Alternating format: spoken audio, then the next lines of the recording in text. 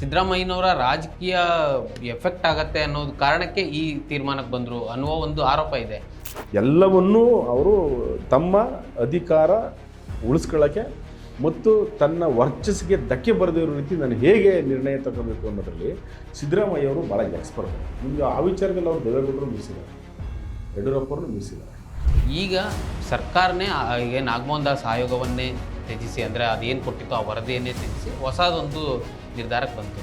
ಅದ್ರ ಬಗ್ಗೆ ಅಭಿಪ್ರಾಯ ಸರ್? ಸಂದರ್ಭ ಬಂದಾಗ ನಿರ್ಣಾಯಕ ತೀರ್ಮಾನ ತಗೊಂಡ್ರೆ ನಮ್ಮ ಪಕ್ಷಕ್ಕೆ ಆಗುವ ಲಾಭ ನಷ್ಟಗಳು ಏನು ಅಂತ ಆಲೋಚನೆ ಮಾಡೇ ತಗೋತವೆ ಹೊರತು ಅವ್ರು ಬಡವರು, ಅವ್ರು ತುಂಬ ಹಿಂದುಳಿದಿದ್ದಾರೆ, ಅವ್ರ ಬಗ್ಗೆ ಅನುಕಂಪ ಹಂಗೆಲ್ಲ ಬಂದು ಯಾವ ಸರ್ಕಾರವೂ ಸರ್ಕಾರಕ್ಕೆ ಹಾರ್ಟ್ ಇಲ್ಲ, ಪ್ರಾಮಾಣಿಕ ಹೃದಯ ಇರಲ್ಲ. ಈಗ ಅವ್ರ ಆರೋಪ ಏನಿದೆ ಸರ್, ಎಡಗೈ ಸಮುದಾಯದವ್ರದ್ದು, ಮತ್ತು ಈಗ ಇದನ್ನು ಒಳ ಮೀಸಲಾತಿಯನ್ನು ಇದ್ರ ಒಟ್ಟಾರೆ ಈ ವಿಚಾರವಾಗಿ ಸಿದ್ದರಾಮಯ್ಯ ಒತ್ತಡ ಹಾಕಿದ್ದಾರೆ ಬಲಗೈ ಸಮುದಾಯದವರು ಅನ್ನೋದೇ ಅವರ ಆರೋಪ.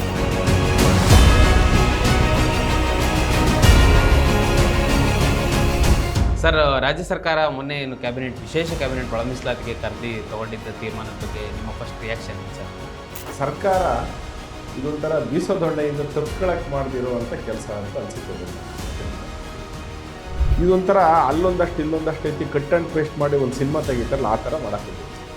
ಹಿಂದೂ ಪತ್ರಿಕೆ, ಪ್ರಜಾವಾಣಿ ಪತ್ರಿಕೆ, ರಾಜ್ಯದ ಎಲ್ಲ ಪ್ರಮುಖವಾದಂಥ ಪತ್ರಿಕೆಗಳು ಪ್ರಕಟ ಮಾಡ್ತಾರೆ.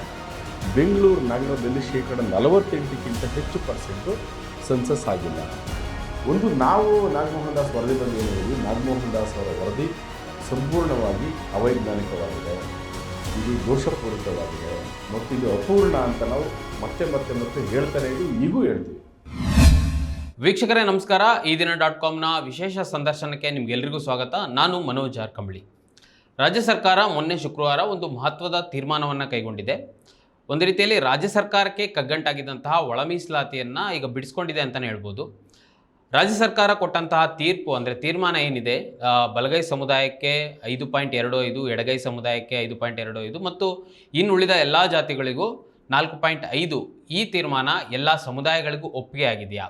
ಯಾಕೆಂದರೆ ಕಳೆದ ತಿಂಗಳು ಎಲ್ಲ ಸಮುದಾಯಗಳು, ಬಲಗೈ ಸಮುದಾಯ ಆಗಿರ್ಬೋದು, ಎಡಗೈ ಸಮುದಾಯ ಆಗಿರ್ಬೋದು, ಇನ್ನುಳಿದ ಕೊರಚ, ಕೊರಮ, ಲಂಬಾಣಿ, ಅಲೆಮಾರಿ ಸಮುದಾಯಗಳೆಲ್ಲರೂ ಫ್ರೀಡಂ ಪಾರ್ಕ್ನಲ್ಲಿ ದೊಡ್ಡ ಮಟ್ಟದಲ್ಲಿ ಪ್ರತಿಭಟನೆಯನ್ನು ಮಾಡಿದರು. ಇಡೀ ಬೆಂಗಳೂರೇ ಅಂಥ ಪ್ರತಿಭಟನೆಯನ್ನು ನೋಡಿರಲಿಲ್ಲ ಅಂತಲೂ ಹೇಳ್ಬೋದು. ಯಾಕಂದರೆ ಅಷ್ಟು ಸಾವಿರ ಜನಗಳು ಬೆಂಗಳೂರಿನಲ್ಲಿ ಸೇರಿದರು.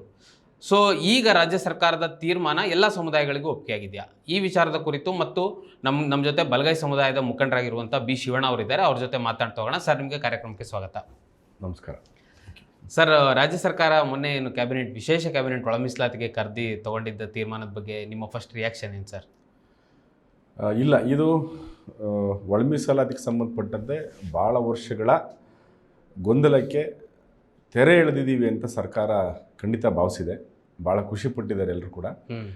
ಮತ್ತು ಬಲಗೈ ಮತ್ತು ಎಡಗೈ ಸಮಾಜದ ಒಂದಷ್ಟು ರಾಜಕಾರಣಿಗಳು ಮತ್ತು ಸಂಘಟಕರು ಎಲ್ಲರೂ ಕೂಡ ಸದ್ಯ ಇದು ಬಗೆಹರಿತಲ್ಲ ಅನ್ನೋವಂಥ ಮನಸ್ಥಿತಿನಲ್ಲಿ ಖಂಡಿತ ಇದ್ದಾರೆ.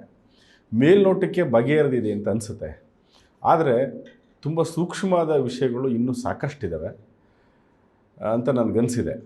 ಆಮೇಲೆ ಸರ್ಕಾರ ಇದೊಂಥರ ಬೀಸೋದೊಂಡೆಯಿಂದ ತಪ್ಪಿಸ್ಕೊಳಕ್ಕೆ ಮಾಡದಿರೋ ಅಂಥ ಕೆಲಸ ಅಂತ ಅನಿಸುತ್ತೆ ಮೇಲ್ನೋಟಕ್ಕೆ, ಖಂಡಿತ. ಸರ್, ಯಾಕಂದರೆ ಕಳೆದ ತಿಂಗಳು ನೀವು ಪ್ರತಿಭಟನೆ ಮಾಡಿದಾಗ ಒಂದು ಘೋಷವಾಕ್ಯವನ್ನು ವೇದಿಕೆ ಮೇಲೆ ಹೇಳಿದ್ರಿ. ಸ್ವಾಮೀಜಿಯವರು, ಜ್ಞಾನಪ್ರಕಾಶ್ ಸ್ವಾಮೀಜಿ ಹೇಳಿದ್ರು, ಅವ್ರ ಪಕ್ಕ ನೀವೇ ಇದ್ರಿ, ಒಳ ಮೀಸಲಾತಿ ಬಿಸಾಕು, ಅಂಬೇಡ್ಕರ್ ಮೀಸಲಾತಿ ಸಾಕು ಅಂತ. ಯಾಕೆ ಸರ್ ಹೇಳಿದ ಹಾಗಾದರೆ ನೀವು? ಇಲ್ಲ, ಆ್ಯಕ್ಚುಲಿ ಏನಂದರೆ ಸ್ವಾಮೀಜಿ ಆಗಲಿ ಅಥವಾ ಇಡೀ ಬಲಗೈ ಸಮುದಾಯ ಆಗಲಿ ಒಳ ಮೀಸಲಾತಿ ವಿರೋಧಿಗಳಲ್ಲ. ವಿರೋಧಿಗಳಾಗಿದ್ದಿದ್ರೆ ಬಹುಶಃ ನಿಮಗೆ ಗೊತ್ತು, ಫ್ರೀಡಂ ಪಾರ್ಕಲ್ಲಿ ನಡೆದಂಥ ಒಳ ಮೀಸಲಾತಿ ಪರವಾದಂಥ ಹೋರಾಟಕ್ಕೆ ಸ್ವಾಮೀಜಿಯವ್ರನ್ನ ಮತ್ತು ಬಲಗೈ ಸಮುದಾಯದ ಸಾಕಷ್ಟು ಜನರ ನಾವೇ ಕರ್ಕೊಂಡು ಕೂರಿಸಿ ಸಪೋರ್ಟ್ ಮಾಡಿಸಿದ್ವಿ. ಅಂಥದ್ರಲ್ಲಿ ಬಲಗೈ ಸಮುದಾಯದವರು ಅಥವಾ ಸ್ವಾಮೀಜಿ ಜ್ಞಾನಪ್ರಕಾಶ್ ಸ್ವಾಮೀಜಿಗಳು ಇದನ್ನು ವಿರೋಧ ಮಾಡುವಂಥ ಯಾವ ಪ್ರಶ್ನೆಯೂ ಇಲ್ಲ. ಏನಂದರೆ ಆವತ್ತಿನ ಸಂದರ್ಭ ಹಾಗಿತ್ತು. ನೀವು ಸರ್ಕಾರ ಮಾಡಿದಂಥ ತೀರ್ಮಾನಗಳೇನಿತ್ತು 6-6-5 ಮಾಡಿ ರೋಸ್ಟ್ರು ಮಾಡುವಾಗ ಸಂಪೂರ್ಣವಾಗಿ ರೋಸ್ಟ್ರು ಭಾಳ ದೊಡ್ಡ ಹೊಡೆತ ಬೀಳ್ತಿತ್ತು ಬಲಗೈ ಸಮುದಾಯಗಳಿಗೆ ಅಥವಾ ಗ್ರೂಪ್ ಸಿಗೆ. ಭಾಳ ದೊಡ್ಡ ಹೊಡೆತ. ಯಾವುದೇ ಹುದ್ದೆಗಳು ಇನ್ನು ಮುಂದಿನ 30 ವರ್ಷಗಳ ಕಾಲ ಈ ಸಮುದಾಯಗಳಿಗೆ ಸಿಗುವಂಥ ಯಾವ ಲಕ್ಷಣಗಳು ಇರಲಿಲ್ಲ. ಹಾಗಾದರೆ ಈಗ ಮಾಡಿರೋದು ಒಪ್ಪಿಗೆ ಇದೆಯಾ? ಇಲ್ಲ, ಹಂಗೆ ನೋಡಿದ್ರೆ ರೋಸ್ಟ್ರಲ್ಲಿ ಈಗ ಇನ್ನೂ ದೊಡ್ಡ ಸಮಸ್ಯೆ ಆಗುತ್ತೆ ರೋಸ್ಟ್ರಲ್ಲಿ ಹಂಗೆ ನೋಡಿದ್ರೆ. ಇಲ್ಲ, ಈಗ ಸಮಸ್ಯೆ ಖಂಡಿತ ಆಗುತ್ತೆ. ಈಗೇನಂತಂದರೆ ತಾತ್ಕಾಲಿಕವಾಗಿ ಮೊನ್ನೆ ನಡೆದಂಥ ಕ್ಯಾಬಿನೆಟ್ ಒಳಗಡೆ 24ರಲ್ಲಿ ಒಂದು ತೀರ್ಮಾನಕ್ಕೆ ಬಂದಿದ್ದಾರೆ ಅವರು. ಏನದು, ಮೊದಲನೇ 3ಕ್ಕಿಂತ ಕಡಿಮೆ ಇರತಕ್ಕಂಥ ಎಲ್ಲ ಪೋಸ್ಟ್ಗಳನ್ನು ನಾವು ಜನರಲ್ SC ಜನರಲ್ ಅಂತ ಪರಿಗಣಿಸ್ತೀವಿ ಅಂತ ಹೇಳಿದ್ದಾರೆ. ಹಾಗಾಗಿ ಏನಾಗುತ್ತೆ, 1-2 ಪೋಸ್ಟ್ಗಳಿರೋ ಕಡೆ ಒಂದೇ ಸಮುದಾಯಕ್ಕೆ ಅದು ಸೀಮಿತ ಆಗಲ್ಲ. SC ಜನರಲ್ ಆಗಿರೋದ್ರಿಂದ ಎಲ್ಲ ಸಮುದಾಯದವರು ಅಲ್ಲಿ ಕಾಂಪೀಟ್ ಮಾಡ್ಬೋದು. ಸರ್, ಆ ಪ್ರಶ್ನೆ ನಾನು ಮುಂದೆ ಬರ್ತೀನಿ. ಎಸ್, ನಾನು ಅದಕ್ಕಿಂತ ಮೊದಲು ಸುಪ್ರೀಂ ಕೋರ್ಟ್ ತೀರ್ಪು ಏನು ಹೇಳ್ತೇಳಿ ಸರ್? ಸುಪ್ರೀಂ ಕೋರ್ಟ್ ತೀರ್ಪು ನಿಮಗೆ ಇದು ರಾಜ್ಯಗಳ ಒಳ ಮೀಸಲಾತಿ ಅಥವಾ ಮೀಸಲಾತಿಗೆ ಸಂಬಂಧಪಟ್ಟಂತೆ ತೀರ್ಮಾನ ತಗೊಳ್ಳುವಂಥ ಎಲ್ಲ ನಿರ್ಧಾರಗಳು ಅವಕಾಶಗಳು ರಾಜ್ಯ ಸರ್ಕಾರಕ್ಕಿದೆ. ಆದರೆ ಇದು ತಗೋವಾಗ ನೀವು ಯಾವುದೇ ತರಹದ ರಾಜಕೀಯ ಹಿತಾಸಕ್ತಿಗೆ ಅನುಗುಣವಾಗಿ ತಗೋಬಾರ್ದು. ಮತ್ತು ಯಾವುದೇ ಜಾತಿಗಳ ಏನು ಅವರ ಸಾಮಾಜಿಕ, ಆರ್ಥಿಕ ಮತ್ತು ರಾಜಕೀಯ ಇದಕ್ಕೆ ಡ್ಯಾಮೇಜ್ ಆಗದೇ ಇರೋ ರೀತಿಗಳು ತಗೋಬೇಕು ನೀವು. ಮತ್ತು ಇದು ಸುಪ್ರೀಂ ಕೋರ್ಟಿನ ಪರ್ವ್ಯೂಗೆ ಒಳಪಟ್ಟಿರುತ್ತೆ ನೀವು ತೀರ್ಮಾನ ತಗೊಂಡ ಮೇಲೂ ಕೂಡ ಅಂತ ಸುಪ್ರೀಂ ಕೋರ್ಟ್ ಹೇಳಿದೆ. ಆಧಾರದ ಮೇಲೇ ಇವರು ಒಳ ಮೀಸಲಾತಿಗೆ ನಾಗಮೋಹನ್ ದಾಸ್ ವರದಿ ಆಯೋಗ ಮಾಡ್ತಾರೆ. ಆಯೋಗ ಸರ್ವೆ ಮಾಡುತ್ತೆ, ಆ ಸರ್ವೆ ವರದಿ ಸಬ್ಮಿಟ್ ಮಾಡುತ್ತೆ. ಆ ವರದಿ ಬಗ್ಗೆ ಎಲ್ರಿಗೂ ತಕರಾರಿದೆ. ಇಡೀ ನಾಗಮೋಹನ್ ದಾಸ್ ವರದಿ ಏನಿದೆ ಎಲ್ರಿಗೂ ತಕರಾರಿದೆ. ನಿಮಗೆ ಏನು ತಕರಾರು ಅಂತಂದರೆ, ಬೇಸಿಕಲಿ ನಾಗಮೋಹನ್ ದಾಸ್ ಅವರಿಗೆ ಟರ್ಮ್ಸ್ ಆಫ್ ರೆಫರೆನ್ಸ್ ಏನಿದೆ ನಿಮಗೆ ಕೊಟ್ಟಿದ್ದು, ಏನು ಕೆಲಸ ಮಾಡಬೇಕು ಅಂತ ಸರ್ಕಾರ ಜವಾಬ್ದಾರಿ ಕೊಡುತ್ತೋ ಅದು ಅಲ್ಲದೇ ಇರೋ ಕೆಲಸಗಳನ್ನ ತುಂಬ ಮಾಡಾಕಿದ್ರು ಇವರು ನಾಗಮೋಹನ್ ದಾಸ್ ಅವರು. ಒಂದು, ನಾವು ನಾಗಮೋಹನ್ ದಾಸ್ ವರದಿ ಬಗ್ಗೆ ಏನು ಹೇಳಿದ್ವಿ, ನಾಗಮೋಹನ್ ದಾಸ್ ಅವರ ವರದಿ ಸಂಪೂರ್ಣವಾಗಿ ಅವೈಜ್ಞಾನಿಕವಾಗಿದೆ, ಇದು ದೋಷಪೂರಿತವಾಗಿದೆ ಮತ್ತು ಇದು ಅಪೂರ್ಣ ಅಂತ ನಾವು ಮತ್ತೆ ಮತ್ತೆ ಮತ್ತೆ ಹೇಳ್ತಾನೆ ಇದು ಈಗೂ ಹೇಳ್ತೀವಿ. ಕಾರಣ ಏನಂತಂದರೆ, ಇವರು ಆರಂಭದಲ್ಲಿ ಇವರು ನೆಟ್ಟಿಗೆ ಯಾರು ಗಣತಿದಾರರಿದ್ರೋ ಆ ಗಣತಿದಾರರಿಗೆ ಸರಿಯಾಗಿ ತರಬೇತಿ ಕೊಟ್ಟಿಲ್ಲ. ಮುಖಾಮುಖಿ ಆಫ್ಲೈನ್ ತರಬೇತಿ ಕೊಟ್ಟು ಎಲ್ಲ ಆನ್ಲೈನ್. ಮತ್ತು ಸರಿಯಾದಂಥ 5G ನೆಟ್ವರ್ಕ್ ಇರುವಂಥ ಒಂದು ಮೊಬೈಲ್ಗಳು ಅವ್ರ ಹತ್ರ ಇರಲಿಲ್ಲ. ಆಮೇಲೆ ಆರಂಭದಲ್ಲಿ ಇವರು ಗಣತಿದಾರರು ಮನೆಗೆ ಹೋಗೋರಿಗೆ ಯಾವ ಕನಿಷ್ಠ ಒಂದು ID ಕಾರ್ಡು ಕೂಡ ಕೊಟ್ಟಿರಲಿಲ್ಲ ಇವರು. ಆಯಿತಾ, ಆಯೋಗಕ್ಕೇ ಒಂದು ಮಾನಸಿಕವಾದಂಥ ಮತ್ತು ಅದಕ್ಕೆ ಬೇಕಾದಂಥ ತಯಾರಿ ಇಲ್ಲದೇನೆ ಆತರಾತರವಾಗಿ ಆಯೋಗ ಕೆಲಸವನ್ನು ಶುರು ಮಾಡಿತು.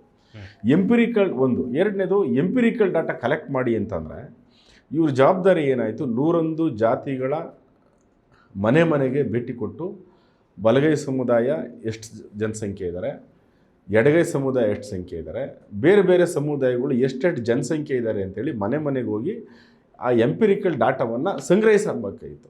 ಅದು ಇವ್ರದ್ದು ಬೇಸಿಕ್ ಜವಾಬ್ದಾರಿ. ನನಗೆ ನಾಗಮೋಹನ್ ದಾಸ್ ಅವರು ಬೇಸಿಕಲಿ ಭಾಳ ದೊಡ್ಡ ಎಡವಿದ್ದೇ ಎಂಪಿರಿಕಲ್ ಡಾಟಾ ಕಲೆಕ್ಟ್ ಮಾಡೋದ್ರಲ್ಲಿ.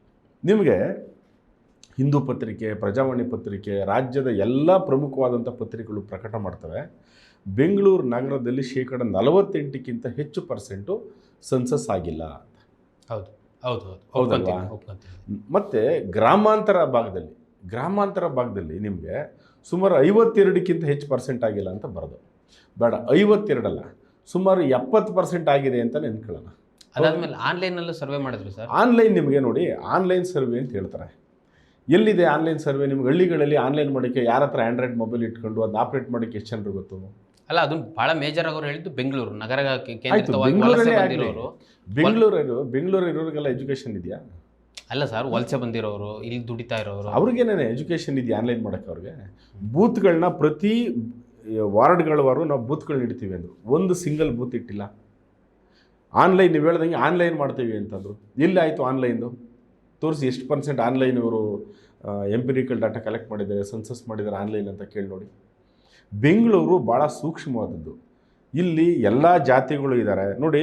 ಬೆಂಗಳೂರು ಅಂತ ಇದನ್ನು ನಾವು ಭಾಳ ದೊಡ್ಡ ಸಿಟಿ, ಜಗತ್ತಲ್ಲಿ ಭಾಳ ವೇಗವಾಗಿ ಬೆಳೀತಾ ಇರುವಂಥ ಸಿಟಿ ಅಂತ ಕರಿತೀವಿ. ಇಲ್ಲಿ ಜಾತಿ ಇಲ್ವಾ? ತುಂಬ ಜನರು, ನಾನು ಎಲ್ಲ ಜಾತಿಯವರು ಹೇಳ್ತೀನಿ, ಬಲಗೈ ಮತ್ತು ಎಡಗೈ ಸಮುದಾಯದ ಎರಡೂ ಸಮುದಾಯಗಳಿಗೂ ಕೂಡ ಇಲ್ಲಿ ಜಾತಿ ಹೇಳ್ಕೊಂಡ್ರೆ ನೆಟ್ಟಿಗೆ ಇದೆ. ಈ ದೇಶದಲ್ಲಿ ಇನ್ನೂ ಜಾತಿ ವ್ಯವಸ್ಥೆ ಇರೋದ್ರಿಂದ ಮನೆಗಳು ಕೊಡಲ್ಲ, ಅಥವಾ ಇವ್ರ ಮನೆಗಳಿದ್ರೆ ಇವ್ರು ಜಾತಿಗೆ ಹೋದವ್ರು, ಇವ್ರ ಮನೆಗೆ ಯಾರು ಬಾಡಿಗೆಗಳಿಗೆ ಬರಲ್ಲ. ಇಂಥ ಸ್ಥಿತಿಲಿ ಇರೋವಾಗ ಇವರು ಬೂತ್ಗಳನ್ನು ಇಡ್ತೀವಿ ಅಂತೇಳಿ ಇಟ್ಟಿದ್ರೆ ಬಹುಶಃ ನೇರವಾಗಿ ಅವರೇ ವಾಲಂಟಿಯರಾಗಿ ಬೂತ್ಗಳಿಗೆ ಬಂದು ಎನ್ರೋಲ್ ಮಾಡ್ತಿದ್ರು. ಆನ್ಲೈನನ್ನು ಸಮರ್ಪಕವಾಗಿ ಮಾಡಿದರೆ, ಆನ್ಲೈನ್ ಮಾಡೋದ್ರಿಂದ ಸಕ್ಸಸ್ ಆಗ್ತಿತ್ತು. ಮತ್ತು ಅದಕ್ಕಿಂತ ಹೆಚ್ಚಾಗಿ ಇವರು ಜನರನ್ನ ಜಾಗೃತಿಗೊಳಿಸುವಂಥ ಕೆಲಸದಲ್ಲೇ ಫೇಲ್ ಆದರು. ಬೇಸಿಕಲಿ ಜನರನ್ನ ಜಾಗೃತಿ ಮಾಡಿಲ್ಲ ಅವರು. ಇದೊಂಥರ ಅಲ್ಲೊಂದಷ್ಟು ಇಲ್ಲೊಂದಷ್ಟು ಎತ್ತಿ ಕಟ್ ಆ್ಯಂಡ್ ಪೇಸ್ಟ್ ಮಾಡಿ ಒಂದು ಸಿನಿಮಾ ತೆಗಿತಾರಲ್ಲ ಆ ಥರ ಮಾಡಾಕಿದ್ರು. ಸರ್ ಈ ಹಿಂದಿನ ವರದಿಗಳ ಬಗ್ಗೆ ನಿಮ್ದು ಅಭಿಪ್ರಾಯ ಸರ್? ಇಲ್ಲ, ಯಾಕಂದ್ರೆ ನೋಡಿ, ಮಾಧುಸ್ವಾಮಿ ವರದಿ ಈಗ ಆಗಿರ್ಬೋದು, ಒಳ ಮೀಸಲಾತಿ ಸದಾಶಿವ ವರದಿ ಸಂಬಂಧ ಆಗಿರ್ಬೋದು. ಸದಾಶಿವ ವರದಿ ಇದೆಯಲ್ಲ, SM ಕೃಷ್ಣ ಟ್ರೈಮಲ್ ಆದಂಥ ಸದಾಶಿವ ವರದಿ ಕೂಡ ಹೌದು. ಅದು ಕೂಡ ಯಾವುದೇ ನಾನು ಆಗಿನ ಸ್ಟೂಡೆಂಟ್, ನನಗೆ ಗೊತ್ತು ಚೆನ್ನಾಗಿ, ನನಗೆ ಚೆನ್ನಾಗಿ ಗೊತ್ತು.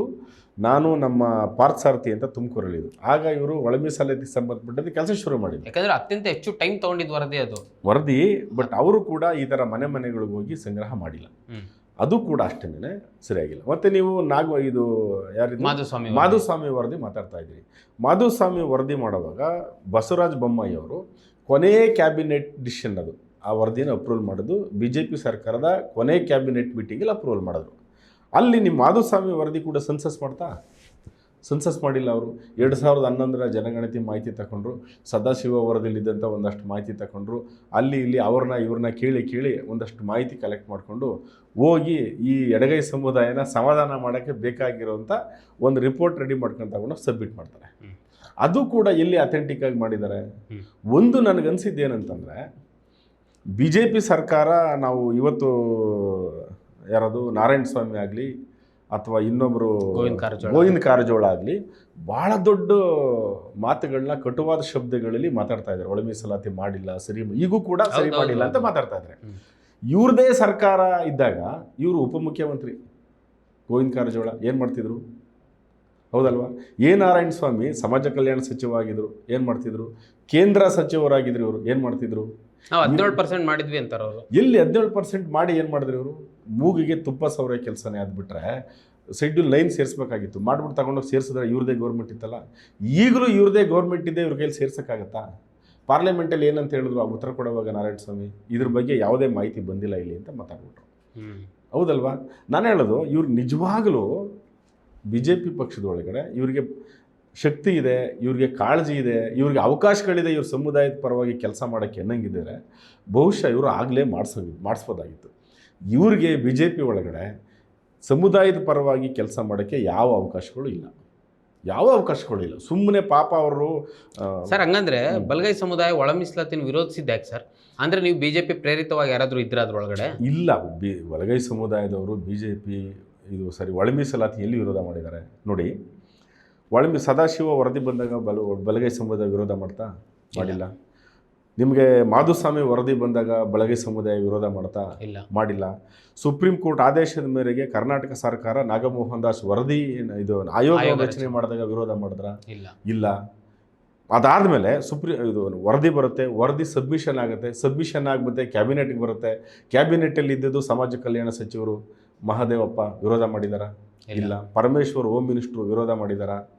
ಪ್ರಿಯಾಂಕ ಖರ್ಗೆ ವಿರೋಧ ಮಾಡಿದಾರ? ಯಾವ ಸಾಹಿತಿಗಳು ಹೋರಾಟಗಾರರು ಒಳ ಮೀಸಲಾತಿಯನ್ನು ವಿರೋಧ ಮಾಡಿದ್ದಾರೆ ಹೇಳಿ? ಬಲಗೈ ಸಮಾಜದವರು ಯಾರೂ ವಿರೋಧ ಮಾಡಿಲ್ಲ. ಇನ್ಫ್ಯಾಕ್ಟು ಬಲಗೈ ಸಮಾಜದ ಪರಮೇಶ್ವರ್ ಅವರೇನೇ ಕಾಂಗ್ರೆಸ್ ಸರ್ಕಾರದ ಮ್ಯಾನಿಫೆಸ್ಟೋ ಕಮಿಟಿ ಚೇರ್ಮನ್ ಆಗಿದ್ದರು. ಅವರೇ ಇದನ್ನು ಸೇರಿಸ್ತಾರೆ, ಚಿತ್ರದುರ್ಗದಲ್ಲಿ ಅದನ್ನು ಅನೌನ್ಸ್ ಮಾಡ್ತಾರೆ. ವಿಪರ್ಯಾಸ ಏನಂತಂದರೆ, ಅವ್ರು ಎಲ್ಲೂ ಒಳ ಮೀಸಲಾತಿ ವಿರೋಧ ಮಾಡಿಲ್ಲ, ಅದನ್ನು ತಡೆದೂ ಇಲ್ಲ. ಆದರೆ ಅವ್ರ ಫೋಟೋಗೆ ಈ ಎಲ್ಲ ಎಡಗೈ ಸಮುದಾಯ ಆದರೂ ಚಪ್ಪಲಿ ಹೊಡೆದಿದ್ದಾರಲ್ವಾ?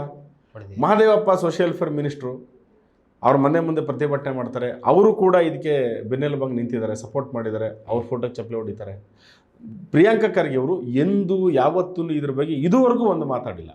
ಸುಮ್ಮನೆ ಸಪೋರ್ಟ್ ಮಾಡಿ, ಸರ್ಕಾರ ನೀವೇನು ತೀರ್ಮಾನ ಮಾಡ್ಕೊತೀರಿ ಮಾಡಿ, ಆ್ಯಸ್ ಎ ನಾನು ಕಾಂಗ್ರೆಸ್ ಮ್ಯಾನ್ ನಾನು ಸಪೋರ್ಟ್ ಮಾಡ್ತೀನಿ ಅಂತ ಹೇಳಿದ್ದಾರೆ. ಅಂದರೆ ಬಲಗೈ ಸಮುದಾಯ ಒಳ ಮೀಸಲಾತಿ ಪರ ಇದೆ. ಇಷ್ಟಕ್ಕೂ ಮಲ್ಲಿಕಾರ್ಜುನ್ ಖರ್ಗೆ AICC ಪ್ರೆಸಿಡೆಂಟು ಎಲ್ಲರೂ ವಿರೋಧ ಮಾಡಿದಾರ? ಒಂದು ಮಾತಂತೂ ಭಾಳ ಸ್ಪಷ್ಟವಾಗಿ ಹೇಳ್ತೀನಿ, ಇದು ಒಳ ಮೀಸಲಾತಿ ಪರ ವಿರೋಧ ಅಂದರೆ ಹೆಂಗಿರುತ್ತೆ ಇದು ಅಂದರೆ, ಇಂಡೈರೆಕ್ಟ್ ಆಗಿದು ಅಥವಾ ನೇರವಾಗಿ ಎಡಗೈ ಸಮುದಾಯದ ವಿರೋಧ ಮಾಡೋದು ಅನ್ನಂಗಾಗುತ್ತೆ ಒಳ ಮೀಸಲಾತಿ ವಿರೋಧ ಮಾಡಿದ್ರೆ. ಅದರಲ್ಲೇನು ಮುಚ್ಚುಮರೆನೇ ಇಲ್ಲ ಸರ್. ಈಗ ಹೌದಲ್ವಾ ಸರ್, ಶೋಷಣೆ ಅಂತ ಬಂದಾಗ, ಅದರಲ್ಲೂ ದಲಿತ ಸಮುದಾಯ ಅಂತ ಬಂದಾಗ ಎಲ್ಲ ಸಮುದಾಯಗಳು ಶೋಷಣೆಯನ್ನು ಅನುಭವಿಸಿದ್ದಾವೆ. ಖಂಡಿತ. ಬಲಗೈ ಸಮುದಾಯ ಅನುಭವಿಸಿದೆ, ಎಡಗೈ ಸಮುದಾಯ ಅನುಭವಿಸಿದೆ, ಅಲೆಮಾರಿಗಳು ಅನುಭವಿಸಿದ್ದಾರೆ, ಕೊರಚ, ಕೊರಮ, ಲಂಬಾಣಿ ಸಮುದಾಯಗಳು ಅವರೊಂದು ರೀತಿಯ ಶೋಷಣೆಯನ್ನು ಅನುಭವಿಸಿದ್ದಾರೆ. ಈಗೂ ಕಂಟಿನ್ಯೂ ಆಗ್ತಿದೆ ಅದು. ಆಯ್ತಾ? ನೀವ್ ಹೇಳ್ತಿರೋದು ಅಂದ್ರೆ ಒಳ ಮೀಸಲಾತಿ ವಿರೋಧಿ ಅಂದ್ರೆ ನಾವು ಎಡಗೈ ಸಮುದಾಯದ ವಿರೋಧಿ ಅನ್ನೋ ರೀತಿಯಲ್ಲಿ ಪೋಟ್ರೆ ಆಗ್ತಾ ಇದೆ ಸಮಾಜದಲ್ಲಿ. ಹೆಂಗ್ ವಿರೋಧ ಆಗ್ತೀವಿ ನಾವು ಅವ್ರಿಗೆ? ಅದು ಯಾಕಾಯ್ತು ಆ ಥರದೊಂದು ಪೋಟ್ರೆ ಆಗಕ್ಕೆ ಕಾರಣ ಏನಾಗಾದ್ರೆ? ಮತ್ತೆ ಒಂದು ಇದರಿಂದ ಬೇರೆ ಶಕ್ತಿಗಳು ಕೆಲಸ ಮಾಡ್ತಿದ್ದಾವೆ. ಒಂದು ಇವರಿಬ್ಬರು ನೋಡಿ ಇಷ್ಟಕ್ಕೂ ಒಳ ಮೀಸಲಾತಿ ಸಬ್ಜೆಕ್ಟ್ ಬಂದಿದ್ದೇನೆ ಕಾಂಶಿರಾಮ್ ಕಾರಣಕ್ಕೆ. ಹೌದು, ಕರ್ನಾಟಕದಲ್ಲಿ ಅಥವಾ ದೇಶದಲ್ಲಿ ಬಹುಜನ ಚಳುವಳಿ ಜಾಗೃತಿ ಆಯ್ತಾ ಇರೋದ್ರಿಂದ ಆಂಧ್ರದಲ್ಲಿ ಭಾಳ ಸೀರಿಯಸ್ ಆಗಿ ಬಹುಜನ ಚಳುವಳಿ ಸೌತ್ ಇಂಡಿಯಾದಲ್ಲಿ ಆಂಧ್ರ ಕರ್ನಾಟಕದಲ್ಲಿ ರೈಸ್ ಆಗ್ತಿರೋದ್ರಿಂದ ಇದನ್ನ ಅರ್ಥ ಮಾಡ್ಕೊಂಡಂಥ ಕೆಲವು ಮೇಲ್ಜಾತಿ ಪಕ್ಷಗಳು ಚಂದ್ರಬಾಬು ನಾಯ್ಡು ಅಂಥವ್ರು ಇಂಥವ್ರೆಲ್ಲ ಪ್ಲ್ಯಾನ್ ಮಾಡಿ ಇದೊಂದು ಕಾರಣ ಬಿಡ್ತಾರೆ. ಅದರ್ವೈಸು ಪ್ರಾಮಾಣಿಕವಾಗಿ ಇವರಿಗೆ ಎಡಗೈ ಸಮುದಾಯದ ಮೇಲೆ ಇರುವಂಥ ಕಾಳಜಿಯಿಂದ ಇದನ್ನು ಬಿಟ್ರೆ ಬಂದಿದೆ ಇಲ್ಲ, ಅಥವಾ ಬಲಗೈ ಸಮುದಾಯದ ಮೇಲೆ ಏನು ದ್ವೇಷ ಆಯ್ತಾ ಇವರಿಗೆ? ಖಂಡಿತ ಇಲ್ಲ. ಇವ್ರ ಮೇಲೆ ದ್ವೇಷನೂ ಇಲ್ಲ, ಅವ್ರ ಮೇಲೆ ಪ್ರೀತಿಯೂ ಇಲ್ಲ. ಏನಂದರೆ ಇವರಿಬ್ಬರು ಒಟ್ಟಾದರೆ ಪೊಲಿಟಿಕಲಿ ನಮ್ಮ ಮೇಲ್ಜಾತಿ ರಾಜಕೀಯ ಪಕ್ಷಗಳ ರಾಜಕೀಯ ಅಸ್ತಿತ್ವಕ್ಕೆ ಹೊಡೆತ ಬೀಳುತ್ತೆ ಅನ್ನೋ ಕಾರಣಕ್ಕೆ ಇವರು ವಿರೋಧ ಇದನ್ನು ಇಂಟ್ರೊಡ್ಯೂಸ್ ಮಾಡಿದ್ರೆ ಹೊರತು ಪ್ರಾಮಾಣಿಕವಾಗಿ ಅವರಿಗೆ ಈ SC/ST ಸಮುದಾಯಗಳ ಮೇಲೆ ಅಥವಾ ಬ್ಯಾಕ್ವರ್ಡ್ ಕ್ಲಾಸ್ ಮೇಲೆ ಯಾರಿಗೂ ಕಾಳಜಿ ಇಲ್ಲ.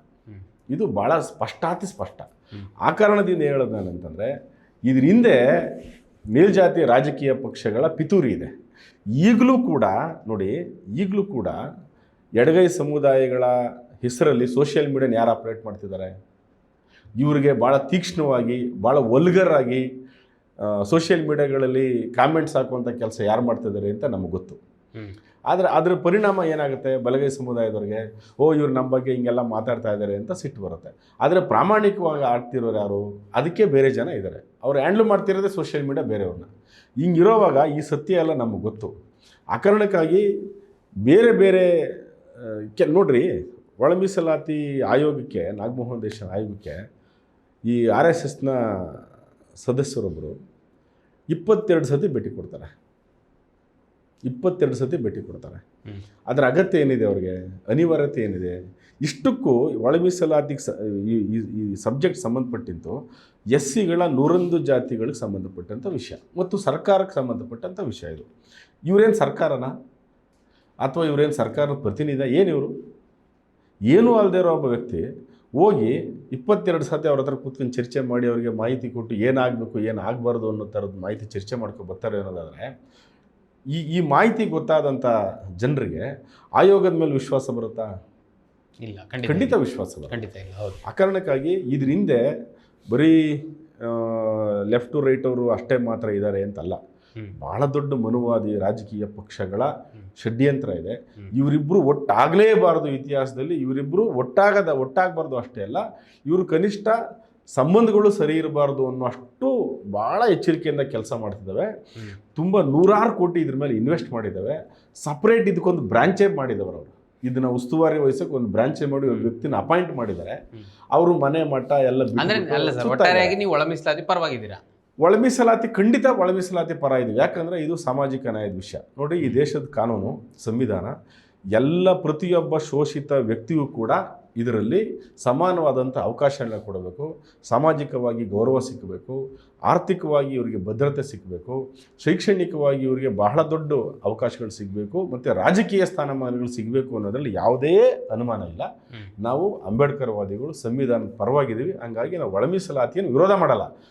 ಅದು ಒಳ ಮೀಸಲಾತಿ ಜಾರಿ ಮಾಡುವಾಗ ನೀವು ಯಾವುದೋ ಸಮುದಾಯವನ್ನು, ಒಂದು ಸಮುದಾಯನ ಓಲೈಸುವಂಥ ಆತರದಲ್ಲಿ ಅಥವಾ ಪೂರ್ವಗ್ರಹ ಪೀಡಿತ ಆದಂಥ ಈ ವರದಿಯನ್ನು ಆಧಾರವಾಗಿಟ್ಕೊಂಡು ನೀವು ಇನ್ನೊಂದು ಸಮುದಾಯಕ್ಕೆ ತೊಂದರೆ ಕೊಟ್ಟಾಗ ಏನಾಗುತ್ತೆ? ತುಂಬ ದಿನ ಅದು ನಡೆಯಲ್ಲ. ಆ ಕಾರಣಕ್ಕಾಗಿ ಇದು ಉದ್ಭವ ಆಯ್ತೇ ಹೊರತು ಇದು ವಿರೋಧ ಮಾಡಲಿಕ್ಕೆ ಅಂತಲ್ಲ. ಎಲ್ಲರೂ ಕೇಳಿದ್ದೇನಂತಂದರೆ, ನೋಡ್ರಿ, ನೀವು ಒಳ ಮೀಸಲಾತಿ ಜಾರಿ ಮಾಡಿ, ಆದರೆ ಯಾವುದೇ ಸಮುದಾಯಕ್ಕೆ ಅನ್ಯಾಯ ಆಗದೆ ಇರೋ ಥರ ನೋಡ್ಕೊಂಡು ಜಾರಿ ಮಾಡಿ ಅಂತ ಹೇಳಿದ್ದಾರೆ ಹೊರತು ಒಳ ಮೀಸಲಾತಿ ಜಾರಿ ಮಾಡಬೇಡಿ ಅಂತಲ್ಲ. ಈವನ್ ನಿಮಗೆ ಸ್ವಾಮೀಜಿ ಅವತ್ತು ಸಮಾವೇಶದಲ್ಲಿ ಒಳ ಮೀಸಲಾತಿಯನ್ನು ಬಿಸಾಕಿ ಅಂಬೇಡ್ಕರ್ ಮೀಸಲಾತಿ ಸಾಕು ಅಂದಿದ್ದು ಕೂಡ ಇದೊಂದು ಭಾವನಾತ್ಮಕವಾಗಿ ಬಂದಂಥ ಸಂದರ್ಭದ ಮಾತೇ ಹೊರತು ಪ್ರಾಮಾಣಿಕವಾಗಿ ಒಳ ಮೀಸಲಾತಿ ವಿರೋಧಿಸಬೇಕು ಅನ್ನೋ ಸಬ್ಜೆಕ್ಟ್ ಅಲ್ಲ ಇದು. ಹಂಗಾಗಿ ಈಗಾದ್ರೆ ಮೊನ್ನೆ ತೀರ್ಮಾನವನ್ನು ಒಪ್ಕೊಂತೀರಾ ನೀವು? ಇಲ್ಲ, ಒಪ್ಕೋತೀವಿ ಅಂದರೆ ಇದು ಒಪ್ಕೋತೀವಿ ಬಿಡ್ತೀವಿ ಅನ್ನೋದಕ್ಕಿಂತ ಇದು ಸರ್ಕಾರದ ತೀರ್ಮಾನ. ನಾನು ಒಪ್ಪಲಿ ಬಿಡಲಿ ಅಥವಾ ಗ್ರೂಪ್ ಸಿನವ್ರು ಒಪ್ಪಲಿ ಬಿಡಲಿ, ಗ್ರೂಪ್ ಏನವ್ರು ಒಪ್ಪಲಿ ಬಿಡಲಿ, ಇವರು ಜಾರಿ ಮಾಡ್ತಾರೆ. ಯಾಕೆಂದರೆ ಇವ್ರದ್ದು ರಾಜಕೀಯ ಹಿತಾಸಕ್ತಿ. ಇದ್ರ ಮೇಲೆ ಏನಾಗುತ್ತೆ ಅಂತಂದರೆ ಇನ್ನೊಂದಷ್ಟು ಕಾನೂನಿಗೆ ಸಂಬಂಧಪಟ್ಟಂತೆ ಇದ್ರ ಪರಿಶೀಲನೆಗಳು, ಕ್ಯಾಬಿನೆಟ್ ನೋಟ್ಸ್ ಏನಾಗಿದೆ ಅದು ಬರಬೇಕೀಗ, ಹೊರಗಡೆ ಬರಬೇಕು. ಕ್ಯಾಬಿನೆಟ್ ನೋಟ್ಸ್ ಹೊರಗಡೆ ಬರಬೇಕು. ಇನ್ನೊಂದು ಸೇರಿಸ್ತೀನಿ. ಸುಪ್ರೀಂ ಕೋರ್ಟ್ ಆದೇಶದ ಬಗ್ಗೆ ಆಗಲೇ ಮಾತನಾಡಿದ್ರಿ. ಸುಪ್ರೀಂ ಕೋರ್ಟ್ ಏನು ಹೇಳುತ್ತೆ ಅಂದರೆ, ಎಲ್ಲ ಈ ಕರ್ನಾಟಕದಲ್ಲಿರುವ 101 SCಯಲ್ಲಿರುವ ಜಾತಿಗಳು ಹೋಮೋಜಿನಿಯಸ್, ಅಂದ್ರೆ ಒಂದೇ ಅಲ್ಲ, ಎಲ್ಲ ಬೇರೆ ಬೇರೆ ತರಹದ ರೀತಿಯಲ್ಲಿ ಶೋಷಣೆಗಳನ್ನು ಅನುಭವಿಸಿದ್ದಾರೆ. ಅತ್ಯಂತ ಹಿಂದುಳಿದ ನಾಗಮೋಹನ್ ದಾಸ್ ವರದಿನೂ ಅದೇ ಇದೆ, ಸುಪ್ರೀಂ ಕೋರ್ಟ್ ಹೇಳಿದ್ದು ಅದೇ. ನಾಗಮೋಹನ್ ದಾಸ್ ವರದಿನ ಪಕ್ಕದಲ್ಲಿ ಹೇಳೋಣ, ಸುಪ್ರೀಂ ಕೋರ್ಟ್ ವಿಚಾರಕ್ಕೆ ಬರೋಣ. ಸುಪ್ರೀಂ ಕೋರ್ಟ್ ಅತ್ಯಂತ ಹಿಂದುಳಿದ ಸಮುದಾಯವನ್ನ ನೀವು ಮೊದಲು ತರಬೇಕು, ಅತಿ ಹಿಂದುಳಿದ ಮತ್ತೆ ಕಡಿಮೆ ಹಿಂದುಳಿದ ಈ ರೀತಿ ಆಧಾರದ ಮೇಲೆ ಮಾಡಬೇಕು ಅನ್ನೋದು ಸುಪ್ರೀಂ ಕೋರ್ಟ್ ಆದೇಶ. ಬಟ್ ರಾಜ್ಯ ಸರ್ಕಾರ ಮಾಡಿರೋದು ಅದು ಸರಿ ಇದೆ ಅಂತ ಅನ್ಸುತ್ತೆ ಹಂಗಾದ್ರೆ? ಇಲ್ಲ, ನಮಗೆ ರಾಜ್ಯ ಸರ್ಕಾರ ಮಾಡಿದ್ದು ಸರಿ ಇಲ್ಲ, ನಾಗಮೋಹನ್ ದಾಸ್ ವರದಿ ಸಬ್ಮಿಟ್ ಮಾಡಿದ್ದು ಸರಿ ಇಲ್ಲ. ನೇರವಾಗಿ ಹೇಳ್ತೀನಿ ನಾನು. ನೋಡಿ, ಹೋಮೋಜೀನಿಯಸ್ ಕಮ್ಯುನಿಟಿಗಳನ್ನ ನೀವು ಒಟ್ಟಿಗೆ ಸೇರಿಸಿ ಮಾಡಿ ರೆಟ್ರೋಜೀನಿಯಸ್ ಕಮ್ಯುನಿಟಿಗಳನ್ನ ಸಪ್ರೇಟ್ ಮಾಡಿ ಅಂತ ಹೇಳ್ತು. ಇವ್ರೇನು ಮಾಡಿದ್ರು, ಹೋಮೋಜೀನಿಯಸ್ ಕಮ್ಯುನಿಟಿಗಳನ್ನ ರೆಟ್ರೋಜೀನಿಯಸ್ ಕಮ್ಯುನಿಟಿಗೆ ಹಾಕಿದ್ರು, ಅವ್ರನ್ನ ಇವ್ರಿಗೆ ಹಾಕಿದ್ರು. ಸುಮಾರು ನೋಡಿ ಸರ್, ನಿಮ್ಮ ಹತ್ರ ದಾಖಲೆ ಇದೆಯಾ ನೀವು ಈ ಥರ ಹೇಳೋದು? 100% ದಾಖಲೆ ಕೊಡ್ತೀನಿ ನಾನು ನಿಮಗೆ. 100% ನನ್ನ ಹತ್ರ ದಾಖಲೆ ಇದೆ, ಕೊಡ್ತೀನಿ ನಾನು ನಿಮಗೆ. 63 ಬಲಗೈ ಸಮುದಾಯದ ಸಂಬಂಧಿತ ಜಾತಿಗಳು ಬರ್ತವೆ. ಅದರಲ್ಲಿ 16 ಜಾತಿಗಳನ್ನೆತ್ತು ಎತ್ತಿ ಅಲಮಾರಿಗಳಿಗೆ ಹಾಕ್ತಾರೆ 16 ಜಾತಿಗಳನ್ನ. ಸುಮಾರು 5 ಯಾವುದು, ಮೊಗೇರ, ಪರಯ್ಯನು, ಹಲ್ಸರು, ಹಸ್ಲಾರು, ಹುಲ್ಸಾರು, ಈ ಎಲ್ಲ ಜಾತಿಗಳು ಸುಮಾರು 1,02,58,000 ಅಷ್ಟು ಜಾತಿಗಳು. ಅದನ್ನೆತ್ತಿ ಗ್ರೂಪ್ ಎಗೆ ಹಾಕ್ತಾರೆ. 16 ಜಾತಿಗಳು 1,38,000 ಅಷ್ಟು ಜಾತಿಗಳನ್ನೆತ್ತಿ ಗ್ರೂಪ್ ಸಿಗೆ ಹಾಕ್ತಾರೆ. ಮತ್ತು ಅದಲ್ಲದೆ ನಾಗಮೋಹನ್ ದಾಸ್ ಅವರೇ ಹೇಳ್ತಾರೆ, ಆದಿ ಕರ್ನಾಟಕ, ಆದಿ ದ್ರಾವಿಡ ಮತ್ತು ಆದಿ ಆಂಧ್ರ ಅನ್ನೋದು ಜಾತಿಗಳಲ್ಲ, ಜಾತಿಗಳ ಗುಂಪು ಅಂತ. ಮತ್ತು ಅವರೇ ಏನು ಮಾಡ್ತಾರೆ, ವರದಿ ಕೊಡುವಾಗ ಇದನ್ನು ಸಪ್ರೇಟ್ ಒಂದು ಗುಂಪು ಮಾಡಿಬಿಟ್ಟು ಅದಕ್ಕೊಂದು 1% ರಿಸರ್ವೇಷನ್ ಇಡ್ತಾರೆ. ಸರ್, ಅವ್ರು ಜಾತಿ ಬರ್ಸಿರಲ್ಲ ಸರ್, ಈಗ ಜಾತಿ ಬರ್ಸಿರೋರಿಗೆ ಕೊಟ್ಟಿದ್ದಾರೆ. ಇವ್ರು ಏನು ಹೇಳಿದ್ರು ಸ್ಟಾರ್ಟಿಂಗಲ್ಲಿ, ಆದಿ ಕರ್ನಾಟಕ, ಆದಿ ದ್ರಾವಿಡ, ಆದಿ ಆಂಧ್ರ ಅಂತ ಬರ್ಸಿದ್ರೆ ನಾವು ಇದನ್ನು ಎನ್ಯುಮರೇಟರ್ ಮಾಡಲ್ಲ, ನಾವು ಇದನ್ನು ಸೆನ್ಸಸ್ ಮಾಡಲ್ಲ, ಹಂಗಾಗಿ ನೀವು ಅದನ್ನು ಬರ್ಸಬೇಡಿ, ನೀವು ಮೂಲ ಜಾತಿಗಳನ್ನೇ ಬರ್ಸಿ ಅಂತ ಹೇಳಿದ್ರು. ಹಂಗೆ ಹೇಳಿದ ಮೇಲೆ ಅದೇ ಆಧಾರದ ಮೇಲೆ 4-5 ಲಕ್ಷ ಜನ ಹಂಗೆ ಹೇಳಿದ ಮೇಲೆ ಇವರು ಆದಿ ಆಂಧ್ರ, ಆದಿ ಕರ್ನಾಟಕ, ಆದಿ ಆಂಧ್ರ, ದ್ರಾವಿಡ ಅಂತ ಬರ್ಸೋಕ್ಕೆ ಅವಕಾಶ ಯಾಕೆ ಕೊಟ್ಟರು? ಯಾಕೆ ಅವಕಾಶ ಕೊಟ್ಟರು ಇವರು?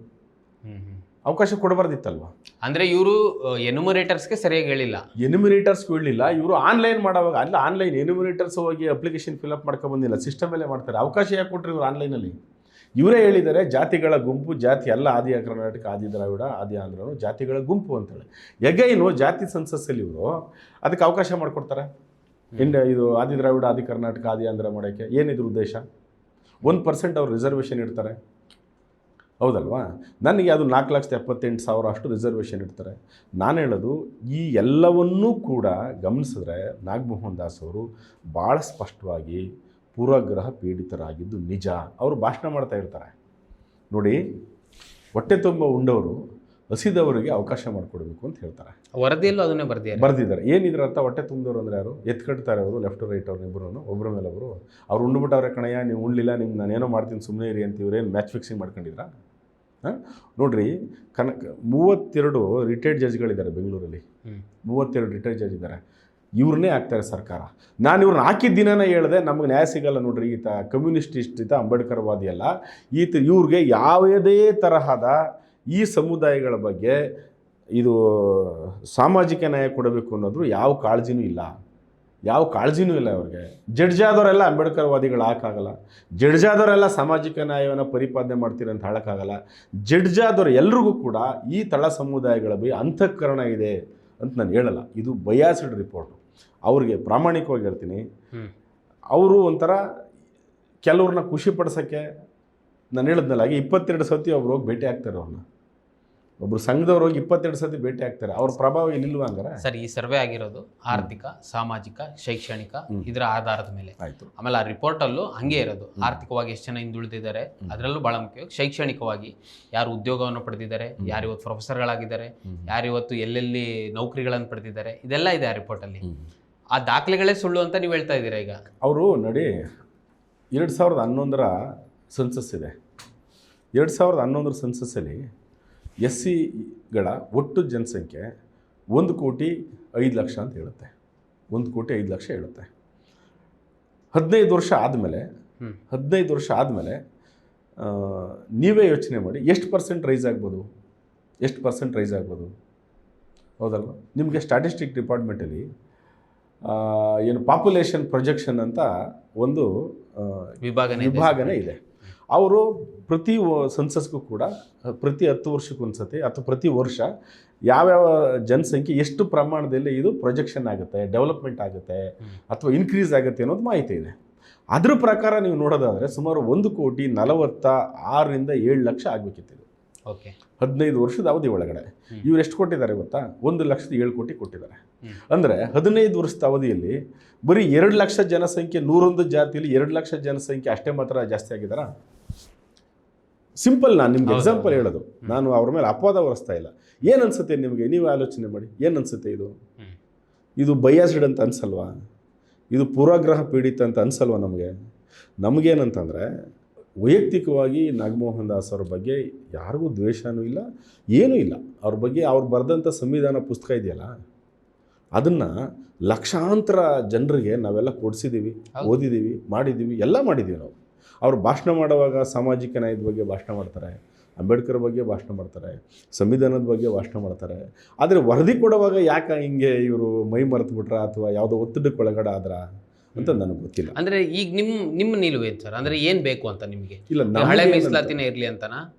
ಒಂದು ನಾನು ಹೇಳೋದು, ನೀವು ಮೀಸಲಾತಿ ಜಾರಿ ಮಾಡುವಾಗ ನಾವು ಹೇಳ್ತಾ ಇರೋದು 101 ಜಾತಿ SCಗಳ ಒಳಗಡೆ ಇದ್ದಾರೆ. ಯಾವ ಸಮುದಾಯಕ್ಕೂ ಅನ್ಯಾಯ ಆಗ್ದಂಗೆ, ಅದು ಶೈಕ್ಷಣಿಕವಾಗಲಿ ಅಥವಾ ಔದ್ಯೋಗಿಕವಾಗಲಿ ರಾಜಕೀಯವಾಗಲಿ ಯಾವುದೇ ಸಂದರ್ಭದಲ್ಲಾಗಲಿ ಯಾವುದೇ ಸಮುದಾಯಕ್ಕೆ ಅನ್ಯಾಯ ಆಗದಿರೋ ಥರ ತುಂಬ ಪ್ರಾಮಾಣಿಕವಾಗಿ ಒಂದು ವರದಿಯನ್ನು ಕೊಟ್ಟು ಎಲ್ಲರಿಗೂ ನ್ಯಾಯ ಕೊಡುವಂಥ ಕೆಲಸ ಮಾಡಿ. ಈಗೇನು ಇವ್ರದ್ದು ಏನು ತಕರಾರು ಏನಂತಂದರೆ, ಬಲಗೈ ಸಮುದಾಯಗಳು ಎಡಗೈ ಸಮುದಾಯಕ್ಕಿಂತ ಹೆಚ್ಚು ಬೆನಿಫಿಟನ್ನು ಇಲ್ಲಿ ಪಡ್ಕೊಂಡಿದ್ದಾವೆ. ರಾಜಕೀಯವಾಗಲಿ, ಶೈಕ್ಷಣಿಕವಾಗಲಿ ಅಥವಾ ಉದ್ಯೋಗದಲ್ಲಾಗಲಿ ಪಡ್ಕೊಂಡು ಇವರು ಆರ್ಥಿಕವಾಗಿ ಮತ್ತು ಬೇರೆ ಬೇರೆ ರಂಗಗಳಲ್ಲಿ ಎಡಗೈ ಸಮುದಾಯಗಳಿಗಿಂತ ತುಂಬ ಚೆನ್ನಾಗಿ ಡೆವಲಪ್ಮೆಂಟ್ ಆಗಿದ್ದಾರೆ. ಯಾಕೆಂದರೆ ಇದು ನಮ್ಮ ಅವಕಾಶಗಳಲ್ಲಿ ಕಿತ್ಕೊಬಿಟ್ಟವ್ರೆ ಅಂತ ಅವರು, ಹೌದಲ್ವಾ? ಅದೇ ತಕರಾರು ತಾನೆ, ಅದೇ ಇದು ಬೇಸಿಕ್, ಅದೇನೇನೆ, ಅದರಲ್ಲೇನು ಮುಚ್ಚುಮರ ಏನಿಲ್ಲ. ಆಯಿತು, ನಿಮಗೆ ಇದನ್ನು ನೀವು ಸರಿಪಡಿಸ್ಬೇಕಲ್ವ? ಹೆಂಗೆ ಸರಿಪಡಿಸ್? ಎಷ್ಟು ವರ್ಷ ಬೇಕು ಈಗ ಸರ್ಕಾರಕ್ಕೆ ಸರಿಪಡಿಸೋಕ್ಕೆ? 30 ವರ್ಷ ಬೇಕಾ? 30 ವರ್ಷದಲ್ಲಿ ಎಷ್ಟು ಸರ್ಕಾರಗಳು ಬಂದೋಗಿಲ್ಲ, ಎಷ್ಟು ಮುಖ್ಯಮಂತ್ರಿಗಳು ಬಂದೋಗಿಲ್ಲ, ಯಾಕೆ ಸರಿಪಡಿಸಿಲ್ಲ? ಹೌದಲ್ವ? ಎಷ್ಟು ಜನರು ತಮ್ಮ ಚುನಾವಣೆಗಳಲ್ಲಿ ಪೊಲಿಟಿಕಲ್ ಮ್ಯಾನಿಫೆಸ್ಟೋಗಳು ಇದನ್ನು ಹಾಕೊಳ್ಳಿಲ್ಲ, ಮಾಡಿಲ್ಲ ಇದುವರೆಗೂ. ಈಗೂ ಕೂಡ ಏನಂತಂದರೆ, ಇದನ್ನು ಬಗೆಹರಿಸೋದು ಈ ರಾಜಕೀಯ ಪಕ್ಷಗಳಿಗೆ ಬೇಕಾಗಿಲ್ಲ. ಇದೊಂದು ಇಶ್ಯೂ ಆಗಿ ಕಂಟಿನ್ಯೂ ಆಗಬೇಕು ಇವರಿಗೆ. ಯಾವ ಪಕ್ಷಗಳು ಇನ್ಕ್ಲೂಡಿಂಗ್ ಕಾಂಗ್ರೆಸ್. ನಾನು ಹೇಳ್ತೀನಿ ಕೇಳ್ರಿ, ಇವತ್ತಿನ ಕಾಂಗ್ರೆಸ್ ಸರ್ಕಾರಕ್ಕೂ ಹೇಳ್ತೀನಿ, ಇದು ಬೇಕಾಗಿಲ್ಲ ಇದು. ಈಗ ಕಾಂಗ್ರೆಸ್ನಲ್ಲೂ ಬಲಗೈ ಸಮುದಾಯದವರೇ ಜಾಸ್ತಿ ಇರೋದು, ಮಂತ್ರಿಗಳಾಗಿರ್ಬೋದು ಮತ್ತೆ ಶಾಸಕರುಗಳು, ಹೌದು, ಅವರೇ ಜಾಸ್ತಿ ಇರೋದು. ಖಂಡಿತ ಇದ್ದಾರೆ. ಕಾಂಗ್ರೆಸ್ ಆದ ತಕ್ಷಣ ಅವ್ರಿಗೆ ಸ್ವತಂತ್ರ ಇದೆ. ಕಾಂಗ್ರೆಸ್ಸಲ್ಲಿ ಸ್ವತಂತ್ರವಾಗಿ ತೀರ್ಮಾನ ಮಾಡೋಕ್ಕೆ ನಮ್ಮ ಸಮುದಾಯಕ್ಕೆ ಏನೇನು ಬೇಕು ಅದನ್ನೆಲ್ಲ ಮಾಡಿ ಅಂತ ಹೇಳಕ್ಕೆ ACC ಅಧ್ಯಕ್ಷರೇ ಆಗಿದ್ದಾರೆ, ಅಧ್ಯಕ್ಷರಿದ್ದಾರೆ. SCP TSP ಏನಾಗಿದೆ? ನಮ್ಮದೇ ಸಮಾಜ ಕಲ್ಯಾಣ ಸಚಿವರು, ACC ಚೇರ್ಮನ್ ನಮ್ಮೂರನೇ. SCP TSP ದುಡ್ಡನ್ನ ತಗೊಂಡೋಗಿ ಮೆಟ್ರೋಗೆ ಹಾಕೊಂಡವ್ರೆ, ತಗೊಂಡೋಗಿ ಇದು ಶಕ್ತಿ ಯೋಜನೆಗೆ ಹಾಕ್ತಾರೆ. ಅಲ್ಲಿ ಬರೀ ಮೆಟ್ರೋಗಳಲ್ಲಿ SC STಗಳು ಮಾತ್ರ ಓಡಾಡ್ತಾರ? ಅಥವಾ KSRTC BMTC ಬಸ್ಸಲ್ಲಿ SIಗಳು ಮಾತ್ರ ಓಡಾಡ್ತಾರ? ಯಾಕೆ ಮತ್ತೆ ಈ ದುಡ್ಡನ್ನು ತಗೊಂಡೋಗಿ ಅಲ್ಲಿಗೆ ಹಾಕ್ಕೊಂಡ್ರು? ಇದನ್ನು ನೋಡಿದ್ರೆ ಏನು ಅನಿಸುತ್ತೆ ನಿಮಗೆ? ಈ ಸರ್ಕಾರ ಇದು SC STಗಳ ಪರ ಇದೆ ಅಂತ ಅನ್ಸುತ್ತೆ ನಿಮಗೆ? ಸರ್, ಈಗ ನೋಡಿ, ನಾನು ಆಗಲೇ ಹೇಳಿದೆ, ಈಗ ಶೋಷಣೆ ಅಂತ ಬಂದಾಗ ಎಲ್ಲ ಸಮುದಾಯಗಳು ಶೋಷಣೆ ಅನುಭವಿಸ್ತೇವೆ. ಈಗ ನೀವೇನಾದರೂ ಹಳೆ ಮೀಸಲಾತಿನೇ ಬೇಕು ಅಂತ ಒಪ್ಕೊಂತೀರಾ ಅಂತ ಏನಾದರೂ ಹೋದರೆ, ಕೊಲಂಬೋ ಜಾತಿಗಳು, ಕೊರಚ, ಕೊರಮ, ಲಂಬಾಣಿ ಸಮುದಾಯಗಳೇ ಜಾಸ್ತಿ, ಅತಿ ಹೆಚ್ಚು ಉದ್ಯೋಗ ಆಗಿರ್ಬೋದು, ಆರ್ಥಿಕವಾಗಿರ್ಬೋದು, ಶೈಕ್ಷಣಿಕವಾಗಿರ್ಬೋದು ಮುಂದೆ ಇದ್ದಾವೆ. ನೀವು ಅದನ್ನೇ ಒಪ್ಕೊಂತೀರಾ ಅಂದರೆ ಮತ್ತೆ ಈ ಬಲಗೈ ಸಮುದಾಯಕ್ಕೆ ಮತ್ತೆ ಅನ್ಯಾಯ ಆಗುತ್ತೆ. ಇಲ್ಲ, ನಾನು ಹೇಳೋದು, ನಾವು ಹಳೆ ಮೀಸಲಾತಿ ಒಪ್ಕೋತೀವಿ ಅಥವಾ ಇವತ್ತಿನ ಮೀಸಲಾತಿ ವಿರೋಧ ಮಾಡ್ತೀವಿ ಅನ್ನೋದಕ್ಕಿಂತ ಹೆಚ್ಚಾಗಿ, ಏನೀಗ ಒಳ ಮೀಸಲಾತಿಯನ್ನು ಟೆಕ್ನಿಕಲ್ಲಾಗಿ ಇದು ಜಾರಿಯಾಗಿದೆ, ಈ ಸರ್ಕಾರ ಒಪ್ಕೊಂಡಿದೆ. ನೀವು ಜಾರಿ ಮಾಡುವಾಗ ಈಗ ನೋಡಿ, ಇವತ್ತು ನಮ್ಮ ಸಿದ್ದರಾಮೇಶ್ವರ ಸ್ವಾಮೀಜಿಗಳು ನಿನ್ನೆ ಪ್ರೆಸ್ ಮೀಟ್ ಮಾಡಿ ಮಾತಾಡಿದ್ದಾರೆ. ಇದನ್ನು ನಾವು ಒಪ್ಪಲ್ಲ ಅಂತ, ನಮಗೆ ಭಾಳ ಅನ್ಯಾಯ ಆಗ್ತಾ ಇದೆ, ಗ್ರೂಪ್ ಸಿಗೆ ಹಾಕಿದ್ದೀರಿ, ನಾವು ಗ್ರೂಪ್ ಬಿಗೆ ಹೇಗೆ ಹಾಕಬೇಕಾಗಿತ್ತು? ನಮ್ಮನ್ನು ಜಾಸ್ತಿ ಜನಸಂಖ್ಯೆ ಇದ್ದೀವಿ ನಾವು, ಬೋವಿಲ್, ಅಂಬಾಣಿ, ಕೊರಚ, ಕೊರಮರೆಲ್ಲ, ನಮಗೆ ಭಾಳ ಅನ್ಯಾಯ ಆಗ್ತಾಯಿದೆ. ನಾವು ಇದ್ರ ಬಗ್ಗೆ ಕಾನೂನು ಹೋರಾಟ ಮಾಡ್ತೀವಿ ಮತ್ತು ಸರ್ಕಾರಗಳ ಮುಖ್ಯಮಂತ್ರಿಗಳನ್ನ ಭೇಟಿ ಮಾಡ್ತೀವಿ ಅಂತ ಹೇಳಿದ್ದಾರೆ. ಏನಿದ್ರ ಅರ್ಥ? ಅವ್ರಿಗೆ ಒಪ್ಪಿಗೆ ಇಲ್ಲ ಅಂತ ಸಾಗರ ಸಗಟಾಗಿ, ಹೌದಲ್ವಾ? ಅದು ಸ್ವಾಮೀಜಿಗಳ ಮಾತಲ್ಲ, ಇಡೀ ಎಲ್ಲ ಸಮುದಾಯಗಳ ಮಾತದು, ಹೌದಲ್ವಾ? ಅವ್ರು ಒಪ್ಪಲ್ಲ ಅಂತ ಕ್ಲಿಯರ್ ಆಯಿತಾ? ಮತ್ತೆ ಈಗ ಅವರು ಕೋರ್ಟ್ಗೆ ಹೋಗ್ತೀವಿ ಅಂತ ಸ್ಪಷ್ಟವಾಗಿ ಹೇಳಿದಾರ. ಆಲ್ರೆಡಿ ಅಲೆಮಾರಿಗಳು ಮತ್ತು ಬೇರೆ ಸುಮಾರು 8 ಪಿಟಿಷನ್ಗಳು ಕೋರ್ಟ್ಗಳಲ್ಲಿದೆಯಾ. ಆ ಕಾರಣಕ್ಕಾಗಿ 17 ಮಾಡಿದ್ದು ಇವತ್ತು ಪೆಂಡಿಂಗ್ ನಿಂತಿದೆಯಾ. ಆ ಕಾರಣಕ್ಕಾಗಿಯೇ ಅನಿವಾರ್ಯವಾಗಿ 15% ಇವರು ಮಾಡಬೇಕಾಯ್ತಾ? ಇಂಥ ಸ್ಥಿತಿ ನಿಲ್ಲಿಸಿದೆ. ಹಂಗಾಗಿ ನನಗೇನಂತಂದರೆ, ಸರ್ಕಾರ ತಾನು ಹಾಗೆ ಹೇಳಿದೆ, ನಾನು ನಿಮಗೆ ಬೀಸೋದೊಣ್ಣೆಯನ್ನು ತಪ್ಪಿಸ್ಕೊಳ್ಳೋಕೆ ಏನು ಬೇಕೋ ಅದನ್ನು ಮಾಡಿದೆ.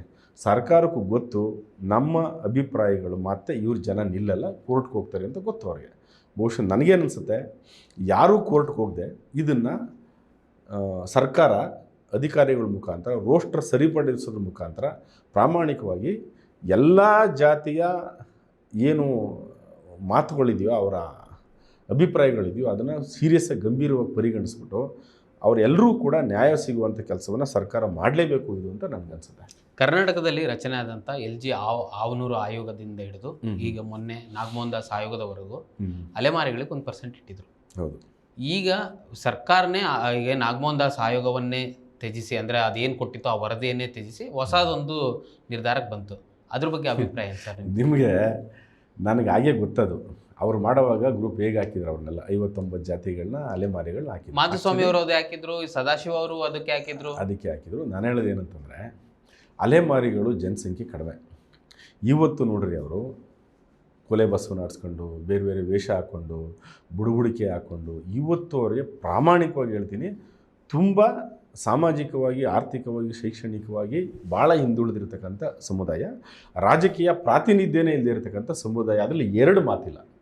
ಆದರೆ ಯಾವತ್ತೂ ಸರ್ಕಾರ ಹೆಂಗಿರುತ್ತೆ ಅಂತಂದರೆ, ನೀವು ಬಡತನದ ಕಾರಣಕ್ಕೆ ನಿಮಗೆಲ್ಲ ಫೆಸಿಲಿಟೀಸನ್ನು ಕೊಡಲ್ಲ. ನಿಮಗೆ ಸಂಖ್ಯೆಯಲ್ಲಿ ಜಾಸ್ತಿ ಇರಬೇಕು. ರಾಜಕೀಯವಾಗಿ ಸಂದರ್ಭ ಬಂದಾಗ ನಿರ್ಣಾಯಕ ತೀರ್ಮಾನ ತಗೊಂಡ್ರೆ ನಮ್ಮ ಪಕ್ಷಕ್ಕೆ ಆಗುವ ಲಾಭ ನಷ್ಟಗಳು ಏನು ಅಂತ ಆಲೋಚನೆ ಮಾಡೇ ತಗೋತವೆ ಹೊರತು, ಅವ್ರು ಬಡವರು, ಅವ್ರು ತುಂಬ ಹಿಂದುಳಿದಿದ್ದಾರೆ, ಅವ್ರ ಬಗ್ಗೆ ಅನುಕಂಪ ಹಂಗೆಲ್ಲ ಬಂದು ಯಾವ ಸರ್ಕಾರವೂ ಯೋಚನೆ ಮಾಡಲ್ಲ. ಸರ್ಕಾರಕ್ಕೆ ಹಾರ್ಟ್ ಇಲ್ಲ, ಪ್ರಾಮಾಣಿಕ ಹೃದಯ ಇರಲ್ಲ.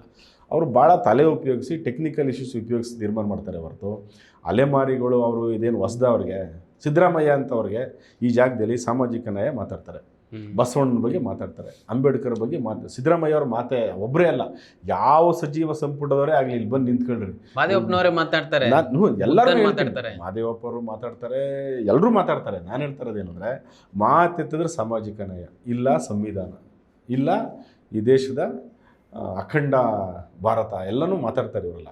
ಆದರೆ ಪ್ರಾಕ್ಟಿಕಲಾಗಿ ಏನಾಗಿದೆ ಹಂಗಿದ್ರೆ, ಇವರು ಅಲೆಮಾರಿಗಳ ಪರ ನಿಲ್ಲಬೇಕಾಗಿತ್ತಲ್ವ? ನಿಲ್ಲಕ್ಕಾಗಲ್ಲ. ಯಾಕಂದರೆ ರಾಜಕೀಯವಾಗಿ ನಾವು ನೋಡೋದಾದರೆ ಅಲೆಮಾರಿಗಳನ್ನ ಅವರು ಖಂಡಿತವಾಗಿ ಹೇಳ್ತೀನಿ ಸೀರಿಯಸ್ಸಾಗಿ ತಗೊಳ್ಳಿಲ್ಲ. ಈಗ ರಾಜಕೀಯ ವಿಚಾರಕ್ಕೆ ಬಂದರೆ, ಸಿದ್ದರಾಮಯ್ಯನವರ ರಾಜಕೀಯ ಎಫೆಕ್ಟ್ ಆಗತ್ತೆ ಅನ್ನೋದು ಕಾರಣಕ್ಕೆ ಈ ತೀರ್ಮಾನಕ್ಕೆ ಬಂದರು ಅನ್ನುವ ಒಂದು ಆರೋಪ ಇದೆ. ಇಡೀ ಮೈಸೂರಿನಲ್ಲಿ ಈ ಥರದ್ದಾಗತ್ತೆ. ಆಮೇಲೆ ಇದಕ್ಕಿನ್ನೊಂದು ಪ್ರಶ್ನೆ ಸೇರಿಸ್ತೀನಿ. ಮೈಸೂರು ಎಲ್ಲರೂ ಈಗ ಎಡಗೈ ಸಮುದಾಯದವ್ರು ಏನೇನು ಆರೋಪ ಮಾಡ್ತಾರೆ, ಅದ್ರ ಭಾಳ ಮೇಜರ್ ಒಂದು ಆರೋಪ ಮಾಡೋದು, ಮೈಸೂರು ಯೂನಿವರ್ಸಿಟಿಯಲ್ಲಿ 49 ಜನ ಪ್ರೊಫೆಸರ್ಸ್ ಇದ್ದಾರೆ, 43 ಜನ ಬಲಗೈ ಸಮುದಾಯದವರು, 7 ಜನ ಎಡಗೈಯವರು, ಅದರಲ್ಲಿ ಒಬ್ಬರು ಇನ್ನೊಂದು ಸಮುದಾಯದವರು ಅಂತಾರೆ. ಇದೇ ದೊಡ್ಡ ಆರೋಪ ಅವ್ರದ್ದು. ಇದಕ್ಕೆ ನೀವೇನು ಸಮರ್ಥನೆ ಮಾಡ್ತೀರಾ? ನೀವು ಬರೀ ಮೈಸೂರು ಯೂನಿವರ್ಸಿಟಿ ಮಾತ್ರ ತಗೋಬೇಡ್ರಿ, ರಾಜ್ಯದ ಎಲ್ಲ ಯೂನಿವರ್ಸಿಟಿಗಳನ್ನ ತಗೊಂಡು ಅದನ್ನ ನೀವು ಅನಲೈಸ್ ಮಾಡಿ. ರಾಜ್ಯದ ಎಲ್ಲ ಯೂನಿವರ್ಸಿಟಿಗಳು ಸುಮಾರು 25ಕ್ಕೂ ಹೆಚ್ಚು ಇವತ್ತು ನಿಮಗೆ ಗೌರ್ಮೆಂಟ್ ಯೂನಿವರ್ಸಿಟಿಗಳಿದ್ದಾರೆ. ಆ ಎಲ್ಲ ಯೂನಿವರ್ಸಿಟಿಗಳಿಗೆ ರಿಕ್ರೂಟ್ಮೆಂಟ್ ಆಗಿರ್ತಕ್ಕಂಥ ಎಲ್ಲ ನೀವು ಟೀಚಿಂಗು ಮತ್ತು ನಾನ್ ಟೀಚಿಂಗ್ ತಗೊಂಡು ನೀವು ಪರಿಶೀಲನೆ ಮಾಡಿದ್ರೆ, ಕೆಲವರು GML ಸೆಲೆಕ್ಟ್ ಆಗಿರ್ತಾರೆ, ಜನರಲ್ ಮೆರಿಟಲ್ಲಿ ಸೆಲೆಕ್ಟ್ ಆಗಿರ್ತಾರೆ. ನೀವು ಜನರಲ್ ಮೆರಿಟಲ್ಲಿ ಸೆಲೆಕ್ಟ್ ಆಗಿರೋನ್ನ ತಗೊಬಂದು ಕ್ಯಾಟಗರಿಯಲ್ಲಿ ಹಾಕ್ಬಿಟ್ಟು ಲೆಕ್ಕ ತೋರಿಸಿದ್ರೆ ಹೌದಲ್ವಾ? ಜನರಲ್ ಮೆರಿಟಲ್ಲಿ ಆಗಿರೋನ್ನ ಯಾಕೆ ತಗೊಬಂದು ಕ್ಯಾಟಗರಿ ಒಳಗಡೆ ನೀವು ಲೆಕ್ಕ ತೋರಿಸ್ತೀರಿ? ಒಂದು ಅದು. ಎರಡನೇದು ಏನಂತಂದರೆ, ನಿಮಗೆ ಕುವೆಂಪು ಯೂನಿವರ್ಸಿಟಿಗೆ ಹೋಗ್ರಿ. ಕುವೆಂಪು ಯೂನಿವರ್ಸಿಟಿಲಿ ನಿಮಗೆ 36 ಡಿಪಾರ್ಟ್ಮೆಂಟೇನೋ ಇದ್ದಾವೆ. ಸುಮಾರು 30 ಡಿಪಾರ್ಟ್ಮೆಂಟ್ಗಳು ಇರೋದೆಲ್ಲ ಲಂಬಾಣಿಗಳೇ. ನಾಗಮೋಹನ್ ದಾಸ್ ವರದಿ ಒಳಗಡೆ ಸ್ಟ್ಯಾಟಿಸ್ಟಿಕ್ಸ್ ಇದೆ, ಯಾವುದು ಈ ಎಲ್ಲ ಯೂನಿವರ್ಸಿಟಿಗಳಲ್ಲಿ ಪ್ರೊಫೆಸರ್ಸ್ ಎಷ್ಟಿದ್ದಾರೆ ಅಂತ. ನಿಮ್ಗೆ ಆಶ್ಚರ್ಯ ಅನಿಸುತ್ತೆ, ಆ ವರದಿ ಒಳಗಡೆ ಕುವೆಂಪು ಯೂನಿವರ್ಸಿಟಿ ಇನ್ಫಾರ್ಮೇಷನ್ನೇ ಹಾಕಿಲ್ಲ. ಯಾಕೆ ಹಾಕಿಲ್ಲ? ಇದರಲ್ಲಿ ಇದು ನಾಗಮೋಹನ್ ದಾಸ್ ಅವ್ರಿಗೆ ಇದನ್ನ ಥರ ಸಾಕಬೇಕು ಅನ್ನೋದು ಗೊತ್ತಾಗಿಲ್ಲ ಅವ್ರಿಗೆ. It is intentionally. ಒಂದು ಆಯೋಗ ಸೋತಿದೆ ಇನ್ಫಾರ್ಮೇಷನ್ ಕಲೆಕ್ಟ್ ಮಾಡೋದ್ರಲ್ಲಿ ಅಂತ ಅನ್ಕೋಬೋದು, ಇಲ್ಲ ಉದ್ದೇಶಪೂರ್ವಕವಾಗಿ ಇದನ್ನು ಮಾಡಿದ್ದಾರೆ ಅಂತ ಅನ್ಕೋಬೋದು. ಈಗ ಇದನ್ನು ನೀವು ನೋಡೋದಾದ್ರೆ ಹೆಂಗೆ ಅಂತೀರಿ? ಇದೂ ತಪ್ಪು. ನಾನು ಹೇಳೋದು, ಇವರು 36 ಡಿಪಾರ್ಟ್ಮೆಂಟಲ್ಲಿ 30 ಜನ ಇರೋದು ತಪ್ಪೆ. ಬಲಗೈ ಸಮುದಾಯ 40 ಡಿಪಾರ್ಟ್ಮೆಂಟಲ್ಲಿ ಅವರೇ ಇರೋದು ಖಂಡಿತ ತಪ್ಪೆ. ನಾನು ಹೇಳೋದು, ಇದನ್ನು ಸರಿಪಡಿಸೋಕ್ಕೇನೆ ಒಳ ಮೀಸಲಾತಿ ಸರಿಪಡಿಸಿ. ನಂದು ಇನ್ನೊಂದು ಪ್ರಶ್ನೆ ಇತ್ತು ಅದರಲ್ಲಿ, ಅದೇ ಸಿದ್ದರಾಮಯ್ಯನವರ ರಾಜಕೀಯ ಹಿನ್ನಡೆಗೆ. ನಿಮಗೆ ಸಿದ್ದರಾಮಯ್ಯ ಅವರು ಯಾವಾಗೂ ಹಂಗೇನೆ, ಅವರು ಭಾಳ ನಿಮಗೆ ಕರ್ನಾಟಕ ಕಂಡಂಥ ಭಾಳ ಬುದ್ಧಿವಂತ ರಾಜಕಾರಣಿ ಮತ್ತು ಭಾಳ ಸಕ್ಸಸ್ಫುಲ್ ಪೊಲಿಟಿಷಿಯನ್. ಮತ್ತು ಪ್ರತಿ ಸಂದರ್ಭವನ್ನು ಆಳದು ತೂಗಿ ಯೋಚನೆ ಮಾಡಿ ತನ್ನದೇ ಆದಂಥ ಒಂದು ಸಿಸ್ಟಮ್ ಇಟ್ಕೊಂಡು, ಆ ಸಿಸ್ಟಮ್ ಮುಖಾಂತರ ಮಾಹಿತಿ ತೋರಿಸ್ಕೊಂಡು ಎಲ್ಲವನ್ನೂ ಅವರು ತಮ್ಮ ಅಧಿಕಾರ ಉಳಿಸ್ಕೊಳ್ಳೋಕ್ಕೆ ಮತ್ತು ತನ್ನ ವರ್ಚಸ್ಸಿಗೆ ಧಕ್ಕೆ ಬರೆದಿರೋ ರೀತಿ ನಾನು ಹೇಗೆ ನಿರ್ಣಯ ತಗೋಬೇಕು ಅನ್ನೋದರಲ್ಲಿ ಸಿದ್ದರಾಮಯ್ಯ ಅವರು ಭಾಳ ಎಕ್ಸ್ಪರ್ಟ್. ನಿಮಗೆ ಆ ವಿಚಾರದಲ್ಲಿ ಅವರು ದೇವೇಗೌಡರು ಮೀರಿಸಿದ್ದಾರೆ, ಯಡಿಯೂರಪ್ಪವ್ರನ್ನು ಮೀರಿಸಿದ್ದಾರೆ. ಹಂಗೆ ನೋಡೋದಾದರೆ ಇದೇನು ಈ ಸಂದರ್ಭಕ್ಕೆ ಅವರ ರಾಜಕೀಯ ಡ್ಯಾಮೇಜನ್ನು ಉಳಿಸ್ಕೊಳ್ಳೋಕ್ಕೆ ಏನು ತೀರ್ಮಾನ ಮಾಡಿದ್ದಾರೆ ಅಂತ ಅನಿಸುತ್ತೋ ಅದರಲ್ಲಿ ಏನು ಅನುಮಾನ ಏನಿಲ್ಲ. ಅವರು ಅದರಲ್ಲೆಲ್ಲ ಭಾಳ ನಿಪುಣರು ಅವರು. ಆದರೆ ಇದನ್ನು ನೀವು ಒಪ್ಕೊಂತೀರಾ? ಖಂಡಿತ, ಎಸ್. ನಿಮ್ಗೆ ಇವತ್ತಿನ ಸಂದರ್ಭ ನೋಡಿದ್ರೆ, ಪೊಲಿಟಿಕಲ್ ಸಂದರ್ಭ ನೋಡಿದ್ರೆ ನಿಮಗೆ ನೋಡಿ, ಅಂದರೆ ಈಗ ಅವ್ರ ಆರೋಪ ಏನಿದೆ ಸರ್, ಎಡಗೈ ಸಮುದಾಯದವ್ರದ್ದು, ಮತ್ತು ಈಗ ಇದನ್ನು ಒಳ ಮೀಸಲಾತಿಯನ್ನು ಇದ್ರ ಒಟ್ಟಾರೆ ಈ ವಿಚಾರವಾಗಿ ಸಿದ್ದರಾಮಯ್ಯ ಒತ್ತಡ ಹಾಕಿದ್ದಾರೆ ಬಲಗೈ ಸಮುದಾಯದವರು ಅನ್ನೋದೇ ಅವರ ಆರೋಪ. ಇಲ್ಲ, ಇದು ಈ ಮಾತು ನಾನು ಒಪ್ಪಲ್ಲ. ಯಾಕೆ ಗೊತ್ತಾ? ಬಲಗೈ ಸಮುದಾಯದವ್ರ ಮಾತನ್ನು ಸಿದ್ದರಾಮಯ್ಯ ಅವರು ಎಲ್ಲಿ ಕೇಳಿದ್ದಾರೆ? ಕೇಳಿದಿದ್ರೆ ನಾವ್ಯಾಕೆ ಅವ್ರ ಸರ್ಕಾರ ವಿರುದ್ಧ ಸುಮಾರು 4-5 ಲಕ್ಷ ಜನ ಸೇರಿ ಫ್ರೀಡಮ್ ಪಾರ್ಕಲ್ಲಿ ನಾವು ಪ್ರೊಟೆಸ್ಟ್ ಮಾಡ್ತಿದ್ವಿ. ಸಿದ್ದರಾಮಯ್ಯ ಅವರು ಪ್ರಾಮಾಣಿಕವಾಗಿ ಹೇಳ್ತೀನಿ, ಬಲಗೈ ಸಮುದಾಯದ ಒಂದು ಮಾತನ್ನು ಕೇಳಿಸ್ಕೊಳ್ಳಿಲ್ಲ. ಯಾಕೆ ಅಂದರೆ CM ಆಫೀಸಲ್ಲಿ ಬಲಗೈ ಸಮುದಾಯದವರೇ ಇಲ್ಲ. ಮಾದೇವಪ್ಪನವ್ರು ಇದ್ದಾರಲ್ಲ, ಸಂಪುಟದಲ್ಲಿದ್ದಾರೆ, ಆಫೀಸಲ್ಲಿ ಇಲ್ವಲ್ಲ. ಯಾಕೆ ಮಾತು ಹೇಳ್ತೀನಿ ನಾನು ಅಂದರೆ, ಸಮಾಜ ಕಲ್ಯಾಣ ಇಲಾಖೆಯಿಂದ ಕ್ಯಾಬಿನೆಟ್ ನೋಟ್ ಕಳಿಸ್ತಾರೆ, ಪ್ರಸ್ತಾವನೆ ಕಳಿಸ್ತಾರೆ ಕ್ಯಾಬಿನೆಟ್ಗೆ. ಅದರಲ್ಲಿ ಬಲಗೈ ಸಮುದಾಯಗಳು ಗ್ರೂಪ್ ಏನಿರ್ತವೆ 34,76,000 ಇರುತ್ತೆ. ಗ್ರೂಪ್ ಬಿನಲ್ಲಿ ಮಾದಿಗ ಸಮುದಾಯಗಳು ಇರ್ತವೆ 34,40,000 ಇರುತ್ತೆ. ಗ್ರೂಪ್ ಸಿನಲ್ಲಿ 31 ಲಕ್ಷ ಚಿಲ್ಲರೆ ಬೇರೆ ಕಮ್ಯುನಿಟಿಗಳು ಇರ್ತವೆ. ಇದನ್ನು ಕ್ಯಾಬಿನೆಟ್ಗೆ ಕಳಿಸ್ತಾರೆ. ಕ್ಯಾಬಿನೆಟ್ಟಲ್ಲಿ CM ಆಫೀಸಿಂದ ಬಂದು ಕ್ಯಾಬಿನೆಟ್ ಬರೋಷ್ಟೊಳಗಡೆ ಇದು ಗ್ರೂಪ್ ಬಿನಲ್ಲಿದ್ದವರು ಗ್ರೂಪ್ ಎಗೆ ಹೋಗ್ತಾರೆ, ಗ್ರೂಪ್ ಎನಲ್ಲಿದ್ದವರು ಗ್ರೂಪ್ ಬಿಗೆ ಬರ್ತಾರೆ. ಇಲ್ಲಿ ಮಾದೇವ ಹೋರಾಟ ಏನು ನಡೀತು? ಇದು ನೀವು ಸುಮ್ಮನೆ ಆರೋಪ ಮಾಡೋಕ್ಕಲ್ಲ, ನಿಮಗೆ ದಾಖಲೆ ಇದೆ. 100% ಡಾಕ್ಯುಮೆಂಟು, 100% ಡಾಕ್ಯುಮೆಂಟ್ ಕೊಡ್ತೀನಿ ನಾನು ನಿಮಗೆ, ವಿತ್ ಎವಿಡೆನ್ಸ್ ಕೊಡ್ತೀನಿ ನಾನು ನಿಮಗೆ, ನೋ ಡೌಟು. ಹೌದಲ್ವಾ?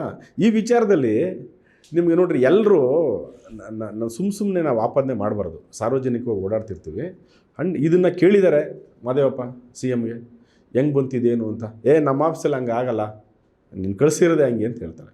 ಬಟ್ ಹಂಗೆ ಕಳಿಸಿಲ್ಲ, ಅದು ನಮ್ಗೆ ಗೊತ್ತು ಚೆನ್ನಾಗೆ, ಅರ್ಥ ಆಯ್ತಾ? ಹಂಗಾಗಿ CM ಆಫೀಸಲ್ಲಿ ನಮ್ಮ ಪರ ಇರೋರು ಇದ್ದಿದ್ರೆ, ಅಥವಾ CM ನಮ್ಮ ಪರ ಇದ್ದರೆ ಈ ಥರದ ಅಪಾಯಗಳು ಯಾಕಾಯ್ತವೆ, ಡ್ಯಾಮೇಜ್ಗಳು ಯಾಕಾಯ್ತವೆ? ಖಂಡಿತ CM ನಮ್ಮ ಪರನೂ ಇಲ್ಲ, CM ಆಫೀಸಲ್ಲೂ ನಮ್ಮ ಪರ ಇಲ್ಲ, ನೋ ಡೌಟ್ ನಿಮಗೆ. ಸರ್, ನನ್ನ ಕಡೆ ಪ್ರಶ್ನೆ ಪ್ಲೀಸ್. ದೇವನೂರು ಮಹಾದೇವ್ ಅವರು ಒಳ ಮೀಸಲಾತಿಯನ್ನು ಒಪ್ಕೊಂಡಿದ್ದಾರೆ. ಆಮೇಲೆ ನಾಗಮೋಹನ್ ದಾಸ್ ಆಯೋಗದ ವರದಿಯನ್ನು ಅವರು ಒಪ್ಕೊಂಡು ಮಾತನಾಡಿದರು. ಇದೇನು ಹೇಳ್ತೀರಾ ನೀವು? ಇಲ್ಲ, ದೇವನೂರು ಮಹಾದೇವರವ್ರನ್ನ ನಾವು ಜಾತಿ ಇದ್ರ ಒಳಗಡೆ ಇಟ್ಟು, ಪರಿಧಿ ಒಳಗಡೆ ಇಟ್ಟು ನಾವು ಮಾತಾಡಬಾರ್ದು. ಕೆ ರಾಮಯ್ಯವರು ಹಂಗೆ ನೋಡಿದ್ರೆ ಸಪೋರ್ಟ್ ಮಾಡಿದ್ರು. ದೇವನೂರು ಮಹಾದೇವರವರು ಸಾಮಾಜಿಕ ನ್ಯಾಯದ ಹಿತದೃಷ್ಟಿಯಿಂದ ಒಳ ಮೀಸಲಾತಿ ಎಲ್ಲ ಸಮುದಾಯಗಳಿಗೂ ಅನುಕೂಲ ಆಗೋದ್ರಿಂದ ಅದನ್ನು ನಾವು ವಿರೋಧ ಮಾಡಬಾರ್ದು ಅಂತ ಹೇಳಿದ್ದಾರೆ. ಅದು ಮುಂದುವರೆದು ಇನ್ನೂ ಒಂದು ಮಾತು ಹೇಳಿದ್ದಾರೆ ದೇವನೂರು ಮಹಾದೇವರವರು. ಇವತ್ತೇನು ಬಲಗೈ ಸಮುದಾಯಗಳ ತಕರಾರಿದ್ದಿದೆ, ಆ ತಕರಾರನ್ನು ಕೂಡ ನೀವು ಗಂಭೀರವಾಗಿ ಪರಿಗಣಿಸಬೇಕು ಅಂತ ಮಾತಾಡಿದ್ದಾರೆ. ಹೌದಲ್ವಾ? ಏನದರ ಅರ್ಥ? ಏನಾದರೂ ಮಾಡ್ಕೊಳ್ಳಿ, ನೀವು ಒಟ್ಟಿನಲ್ಲಿ ಜಾರಿ ಮಾಡಿಬಿಡಿ ಅಂತನಾ? ಖಂಡಿತ ಇಲ್ಲ. ಅವರೆಲ್ಲ ಭಾಳ ಸೂಕ್ಷ್ಮವಂತರು, ಮತ್ತು ಅವರು ಜಾತಿ ಪರಿಧಿ ಒಳಗಡೆ ನಿಂತ್ಕೊಂಡು ಯೋಚನೆ ಮಾಡೋ ಜನನೇ ಅಲ್ಲ. ಹಂಗೆ ನೋಡಿದ್ರೆ ನಾವು ಅವ್ರನ್ನ ವಿರೋಧ ಮಾಡಬೇಕಿತ್ತಲ್ಲ, ಹೌದಲ್ವಾ? ನಾವು ಅವ್ರ ಆಲೋಚನೆ, ಅವ್ರ ತಿಳುವಳಿಕೆ, ಅವ್ರ ನಡವಳಿಕೆಗಳು ಬೇರೆ ಥರ ಇದೆ. ಅವ್ರನ್ನ ನಾವು ಜಾತಿ ಒಳಗಡೆ ಇಟ್ಟು ನೋಡಬಾರ್ದು.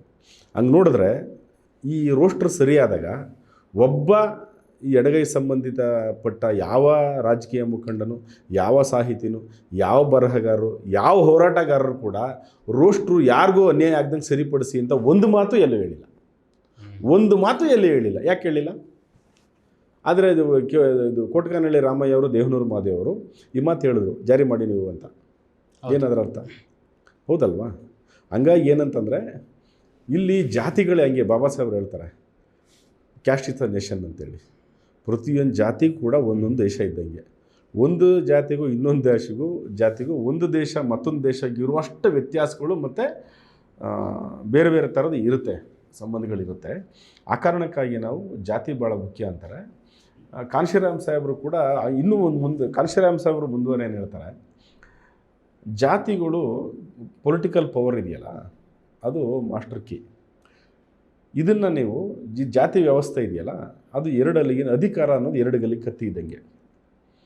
ಆ 2 ಹಲ್ಲಿಗಿನ ಅಧಿಕಾರನ 2 ಹಲ್ಲಿಗಿನ ಕತ್ತಿನ ಇಟ್ಕೊಂಡು ನೀವು ಈ ಕಡೆಯಿಂದ ಬೀಸಿದ್ರೆ ಸಾಮಾಜಿಕ ಅಸಮಾನತೆ ನಾಶ ಆಗುತ್ತೆ, ಈ ಕಡೆಯಿಂದ ಬೀಸಿದ್ರೆ ಆರ್ಥಿಕ ಅಸಮಾನತೆ ನಾಶ ಆಗುತ್ತೆ ಅಂತ ಹೇಳ್ತಾರೆ. ಆಧಾರದ ಮೇಲೆ ನಿಮಗೆ ಹಂಗಾಗಿ ಏನು ಮಾಡ್ತಾರೆ, ಮನುವಾದಿ ಶ್ರೇಣೀಕೃತ ವ್ಯವಸ್ಥೆ, ಜಾತಿ ವ್ಯವಸ್ಥೆ ಏನಿದೆಯೋ, ಬೇರೆ ಬೇರೆ ರಾಜಕೀಯ ಪಕ್ಷಗಳು ಜಾತಿ ಸಮುದಾಯಗಳನ್ನ ಒಡೆದಾಕೋದ್ರ ಮುಖಾಂತರ ಜಾತಿಯ ವ್ಯವಸ್ಥೆಯನ್ನು ಭದ್ರವಾಗಿ ಉಳಿಸ್ಕೊತವೆ. ಆದರೆ ಕಾನ್ಶಿರಾಮ್ ಸಾಹೇಬರು ಮಾಡೋದು ಏನಂತಂದರೆ ಜಾತಿಗಳನ್ನು ಒಟ್ಟುಗೂಡಿಸುವಂಥ ಕೆಲಸ ಮಾಡಿದ್ರು. ಒಟ್ಟುಗೂಡಿಸಿ ಯು ಪಿನಲ್ಲಿ ಅಧಿಕಾರ ಆಡಿದ್ರು, ಪಂಜಾಬಲ್ಲಿ ಗೆದ್ದರು, ತುಂಬ ಕಡೆ ಪೊಲಿಟಿಕಲ್ ಈ ರಾಜ್ಯದಿಂದ ಡೆವಲಪ್ಮೆಂಟ್ ಆಯಿತು. ಆ ಕಾರಣಕ್ಕಾಗಿಯೇ ಇವರು ಜಾತಿಗಳನ್ನ ಒಟ್ಟಾಗಕ್ಕೆ ಬಿಡಲ್ಲ, ಇವ್ರನ್ನ ಸಂಘಟನೆ ಆಗಕ್ಕೆ ಬಿಡಲ್ಲ, ಇವರೇ ಸ್ವತಂತ್ರ ರಾಜಕೀಯ ಅಧಿಕಾರಕ್ಕೆ ಬರೋಕ್ಕೆ ಯಾವುದೇ ಕಾರಣಕ್ಕೂ ಬಿಡಬಾರ್ದು ಅಂಥೇಳಿ ಒಂಥರ ರಾಷ್ಟ್ರ ಮಟ್ಟದಲ್ಲಿ ಮನುವಾದಿಗಳು ಈ ಷಡ್ಯಂತ್ರ ಮಾಡಿದ್ದಾರೆ. ಇದೆಲ್ಲವೂ ಕೂಡ ಪ್ರಾಮಾಣಿಕವಾಗಿ ಅವರ ಏನು ಒಂದು ಮ್ಯಾಪ್ ಇದೆಯೋ, ಅವರೇನು ಒಂದು ಮ್ಯಾಪ್ ಮಾಡ್ಕೊಂಡಿದ್ದಾರೋ, ಏನೇನು ಮಾಡಬೇಕು ಪ್ರಿಪ್ಲಾನ್ ಮಾಡಿದ್ದಾರೋ ಅದ್ರ ಪ್ರಕಾರ ನಡೀತಾ ಇದೆಯೇ ಹೊರತು ಈ ಲೆಫ್ಟ್ ಸಮುದಾಯದವ್ರು ಅಂದ್ಕೊಂಡಾಗೂ ನಡೀತಾ ಇಲ್ಲ, ರೈಟ್ ಕಮ್ಯುನಿಟಿಯವ್ರು ಅಂದ್ಕೊಂಡಾಗೂ ನಡೀತಾ ಇಲ್ಲ, ಅಥವಾ ಗ್ರೂಪ್ ಸಿನಲ್ಲಿದ್ದಾರೆ ಅವ್ರು ಅಂದ್ಕೊಂಡಾಗೂ ನಡೀತಾ ಇಲ್ಲ. ಇದನ್ನ ಆಪ್ರೇಟ್ ಮಾಡ್ತಿರೋರೇ ಬೇರೆ, ಇಲ್ಲಿ ಆ್ಯಕ್ಟ್ ಮಾಡ್ತಿರೋರೇ ಬೇರೆ. ಇದು ಪ್ರಾಮಾಣಿಕವಾಗಿ ವಾಸ್ತವವಾದಂಥ ಸತ್ಯ. ಈ ಕಾಲಘಟ್ಟದಲ್ಲಿ ನಾವೆಲ್ಲರೂ ಇದ್ದೀವಲ್ಲ, ಇದರಲ್ಲಿ ಆಗು ಪರ ವಿರೋಧ ಅದು ಇದು ನಾವೆಲ್ಲ ಮಾತಾಡ್ತಾ ಇದ್ದೀವಿ. ಇನ್ನೂ ಒಂದು ಹೆಜ್ಜೆ ಮುಂದಕ್ಕೆ ಹೋಗಿ ಹೇಳಿದ್ರೆ, ಇವತ್ತು ನಾವೆಲ್ಲೂ ಈಗ ಎಡಗೈ ಸಮುದಾಯದವರು ಏನು ಬಲಗೈ ಸಮುದಾಯ ವಿರುದ್ಧ ಮಾತಾಡ್ತಾವ್ರೆ, ಕೆಲವು ಬಲಗೈ ಸಮುದಾಯದವರು ಎಡಗೈ ಸಮುದಾಯದ ವಿರುದ್ಧ ಮಾತಾಡ್ತಾವ್ರೆ, ಮತ್ತು ಕೊರ್ಮ ಕೊರ್ಚ ಬೋವಿ ಲಂಬಾಣಿಗಳು ಬೇರೆ ಬೇರೆ ಜಾತಿ ವಿರುದ್ಧ ಮಾತಾಡ್ತಾರಲ್ಲ. ಒಂದು ಸಂದರ್ಭ ಅಂತೂ ಬರುತ್ತೆ, ಏನಂದರೆ ನಾವೆಲ್ಲರೂ ಒಟ್ಟಾಗಿ ಹೆಂಗಾದ್ರೂ ಮಾಡಿ ನಾವು ನಮ್ಮ ಮುಂದಿನ ಮಕ್ಕಳ ಭವಿಷ್ಯಕ್ಕಾಗಿ ನಾವೆಲ್ಲರೂ ಒಟ್ಟಾಗಲೇಬೇಕಪ್ಪ ಅಂತ ಸಂದರ್ಭ ಬರುತ್ತೆ. ನಾನೇನು ಹೇಳಿದೆ ಅಂದರೆ, ಆವತ್ತು ಇವರೆಲ್ಲರೂ ಅನಿವಾರ್ಯವಾಗಿ ತಾವೇ ಎಲ್ಲ ವೈಮನಸ್ಸುಗಳನ್ನ ಮರೆತು ಒಟ್ಟಿಗೆ ಬರುವಂಥ ಸಂದರ್ಭ ಬಂದೇ ಬರುತ್ತೆ. ಅದು ಈ ದೇಶದ ನೇಚರ್. ಅದು ಆ ಕಾರಣಕ್ಕಾಗಿ ನನಗೆ ಭಾಳ ದೊಡ್ಡ ವಿಶ್ವಾಸ ಇದೆ, ಇವರೆಲ್ಲರೂ ಮತ್ತೆ ಒಟ್ಟಿಗೆ ಬರ್ತಾರೆ. ಬಾಬಾ ಸಾಹೇಬ್ ಅಂಬೇಡ್ಕರ್ ಅವರ ಆಸೆ ಏನಿದೆಯೋ, ಕನಸು ಏನಿದೆಯೋ ಅದನ್ನ ಈಡೇರಿಸೋಕ್ಕೆ ಎಲ್ಲ ಈ ಶೋಷಿತ ಸಮುದಾಯ ಒಟ್ಟಾಗ್ತವೆ ಅನ್ನೋ ಭರವಸೆಯೊಂದಿಗೆ ನಾನು ಮಾತಾಡ್ಲಿಕ್ಕೆ ಬಯಸ್ತೇನೆ. ಸರ್, ಇನ್ನೊಂದು ನಾನು ಆಗಲೇ ಮಧ್ಯದಲ್ಲಿ ಹೇಳಿದೆ, ರೋಸ್ಟರ್ ವಿಚಾರವನ್ನು ನೀವು ಮಾತನಾಡ್ತಾ ಇದ್ರಿ. ರೋಸ್ಟರ್ ಅಲ್ಲಿ ಈಗ ಮಾದೇವಪ್ಪನವರು ಅವತ್ತು ಪ್ರೆಸ್ ಮೀಟಲ್ಲಿ ಹೇಳ್ತಾರೆ, ಅಂದರೆ 15 ಜಾಬ್ ಇದ್ದರೆ ಇದ್ರ ಮೀಸಲಾತಿ ಅನ್ವಯ ಆಗುತ್ತೆ, 17 ಇದ್ರೆ ಇನ್ನೆರಡು ಇದಾಗುತ್ತೆ, ಒಂದು ಬ್ಯಾಕ್ಲಾಗ್ ಆಗುತ್ತೆ, ಅಥವಾ ಅದನ್ನ SC ಜನರಲ್ ಆಗುತ್ತೆ. ಅಂದರೆ ಕಡಿಮೆ ಇದ್ರೆ, ಈಗ 3ಕ್ಕಿಂತ ಕಡಿಮೆ ಇದ್ರೆ SC ಜನರಲ್ ಆಗುತ್ತೆ ಅಂತ. ಈ ಥರ ಮಾಡಿದ್ರೆ ಈ ಒಳ ಮೀಸಲಾತಿಗೆ ನ್ಯಾಯ ಕೊಟ್ಟಂಗೆ ಹೇಗಾಗತ್ತೆ? ಇಲ್ಲ, ನಿಮಗೆ ಭಾಳ ಸೆನ್ಸಿಟಿವ್ ಕ್ವಶನ್ ಅದು. ಯಾಕೆಂದರೆ ನಿಮಗೆ ಒಂದೇ ಈಗ 1-2 ಪೋಸ್ಟ್ ಇರುತ್ತೆ ಈ ಕೋಆಪರೇಟಿವ್ ಡಿಪಾರ್ಟ್ಮೆಂಟ್ಗಳಲ್ಲಿ, ಕೆಲವು ಸ್ಕೂಲ್ಗಳಲ್ಲಿ, ಮತ್ತು ಬೇರೆ ಬೇರೆ ಕಡೆ ಒಂದೊಂದೇ ಪೋಸ್ಟ್ 2 ಪೋಸ್ಟ್ ಇರುತ್ತೆ. ಯೂನಿವರ್ಸಿಟಿಗಳಲ್ಲಿ ಒಂದೊಂದೇ ಪೋಸ್ಟ್ 2 ಪೋಸ್ಟ್ ಇರುತ್ತೆ.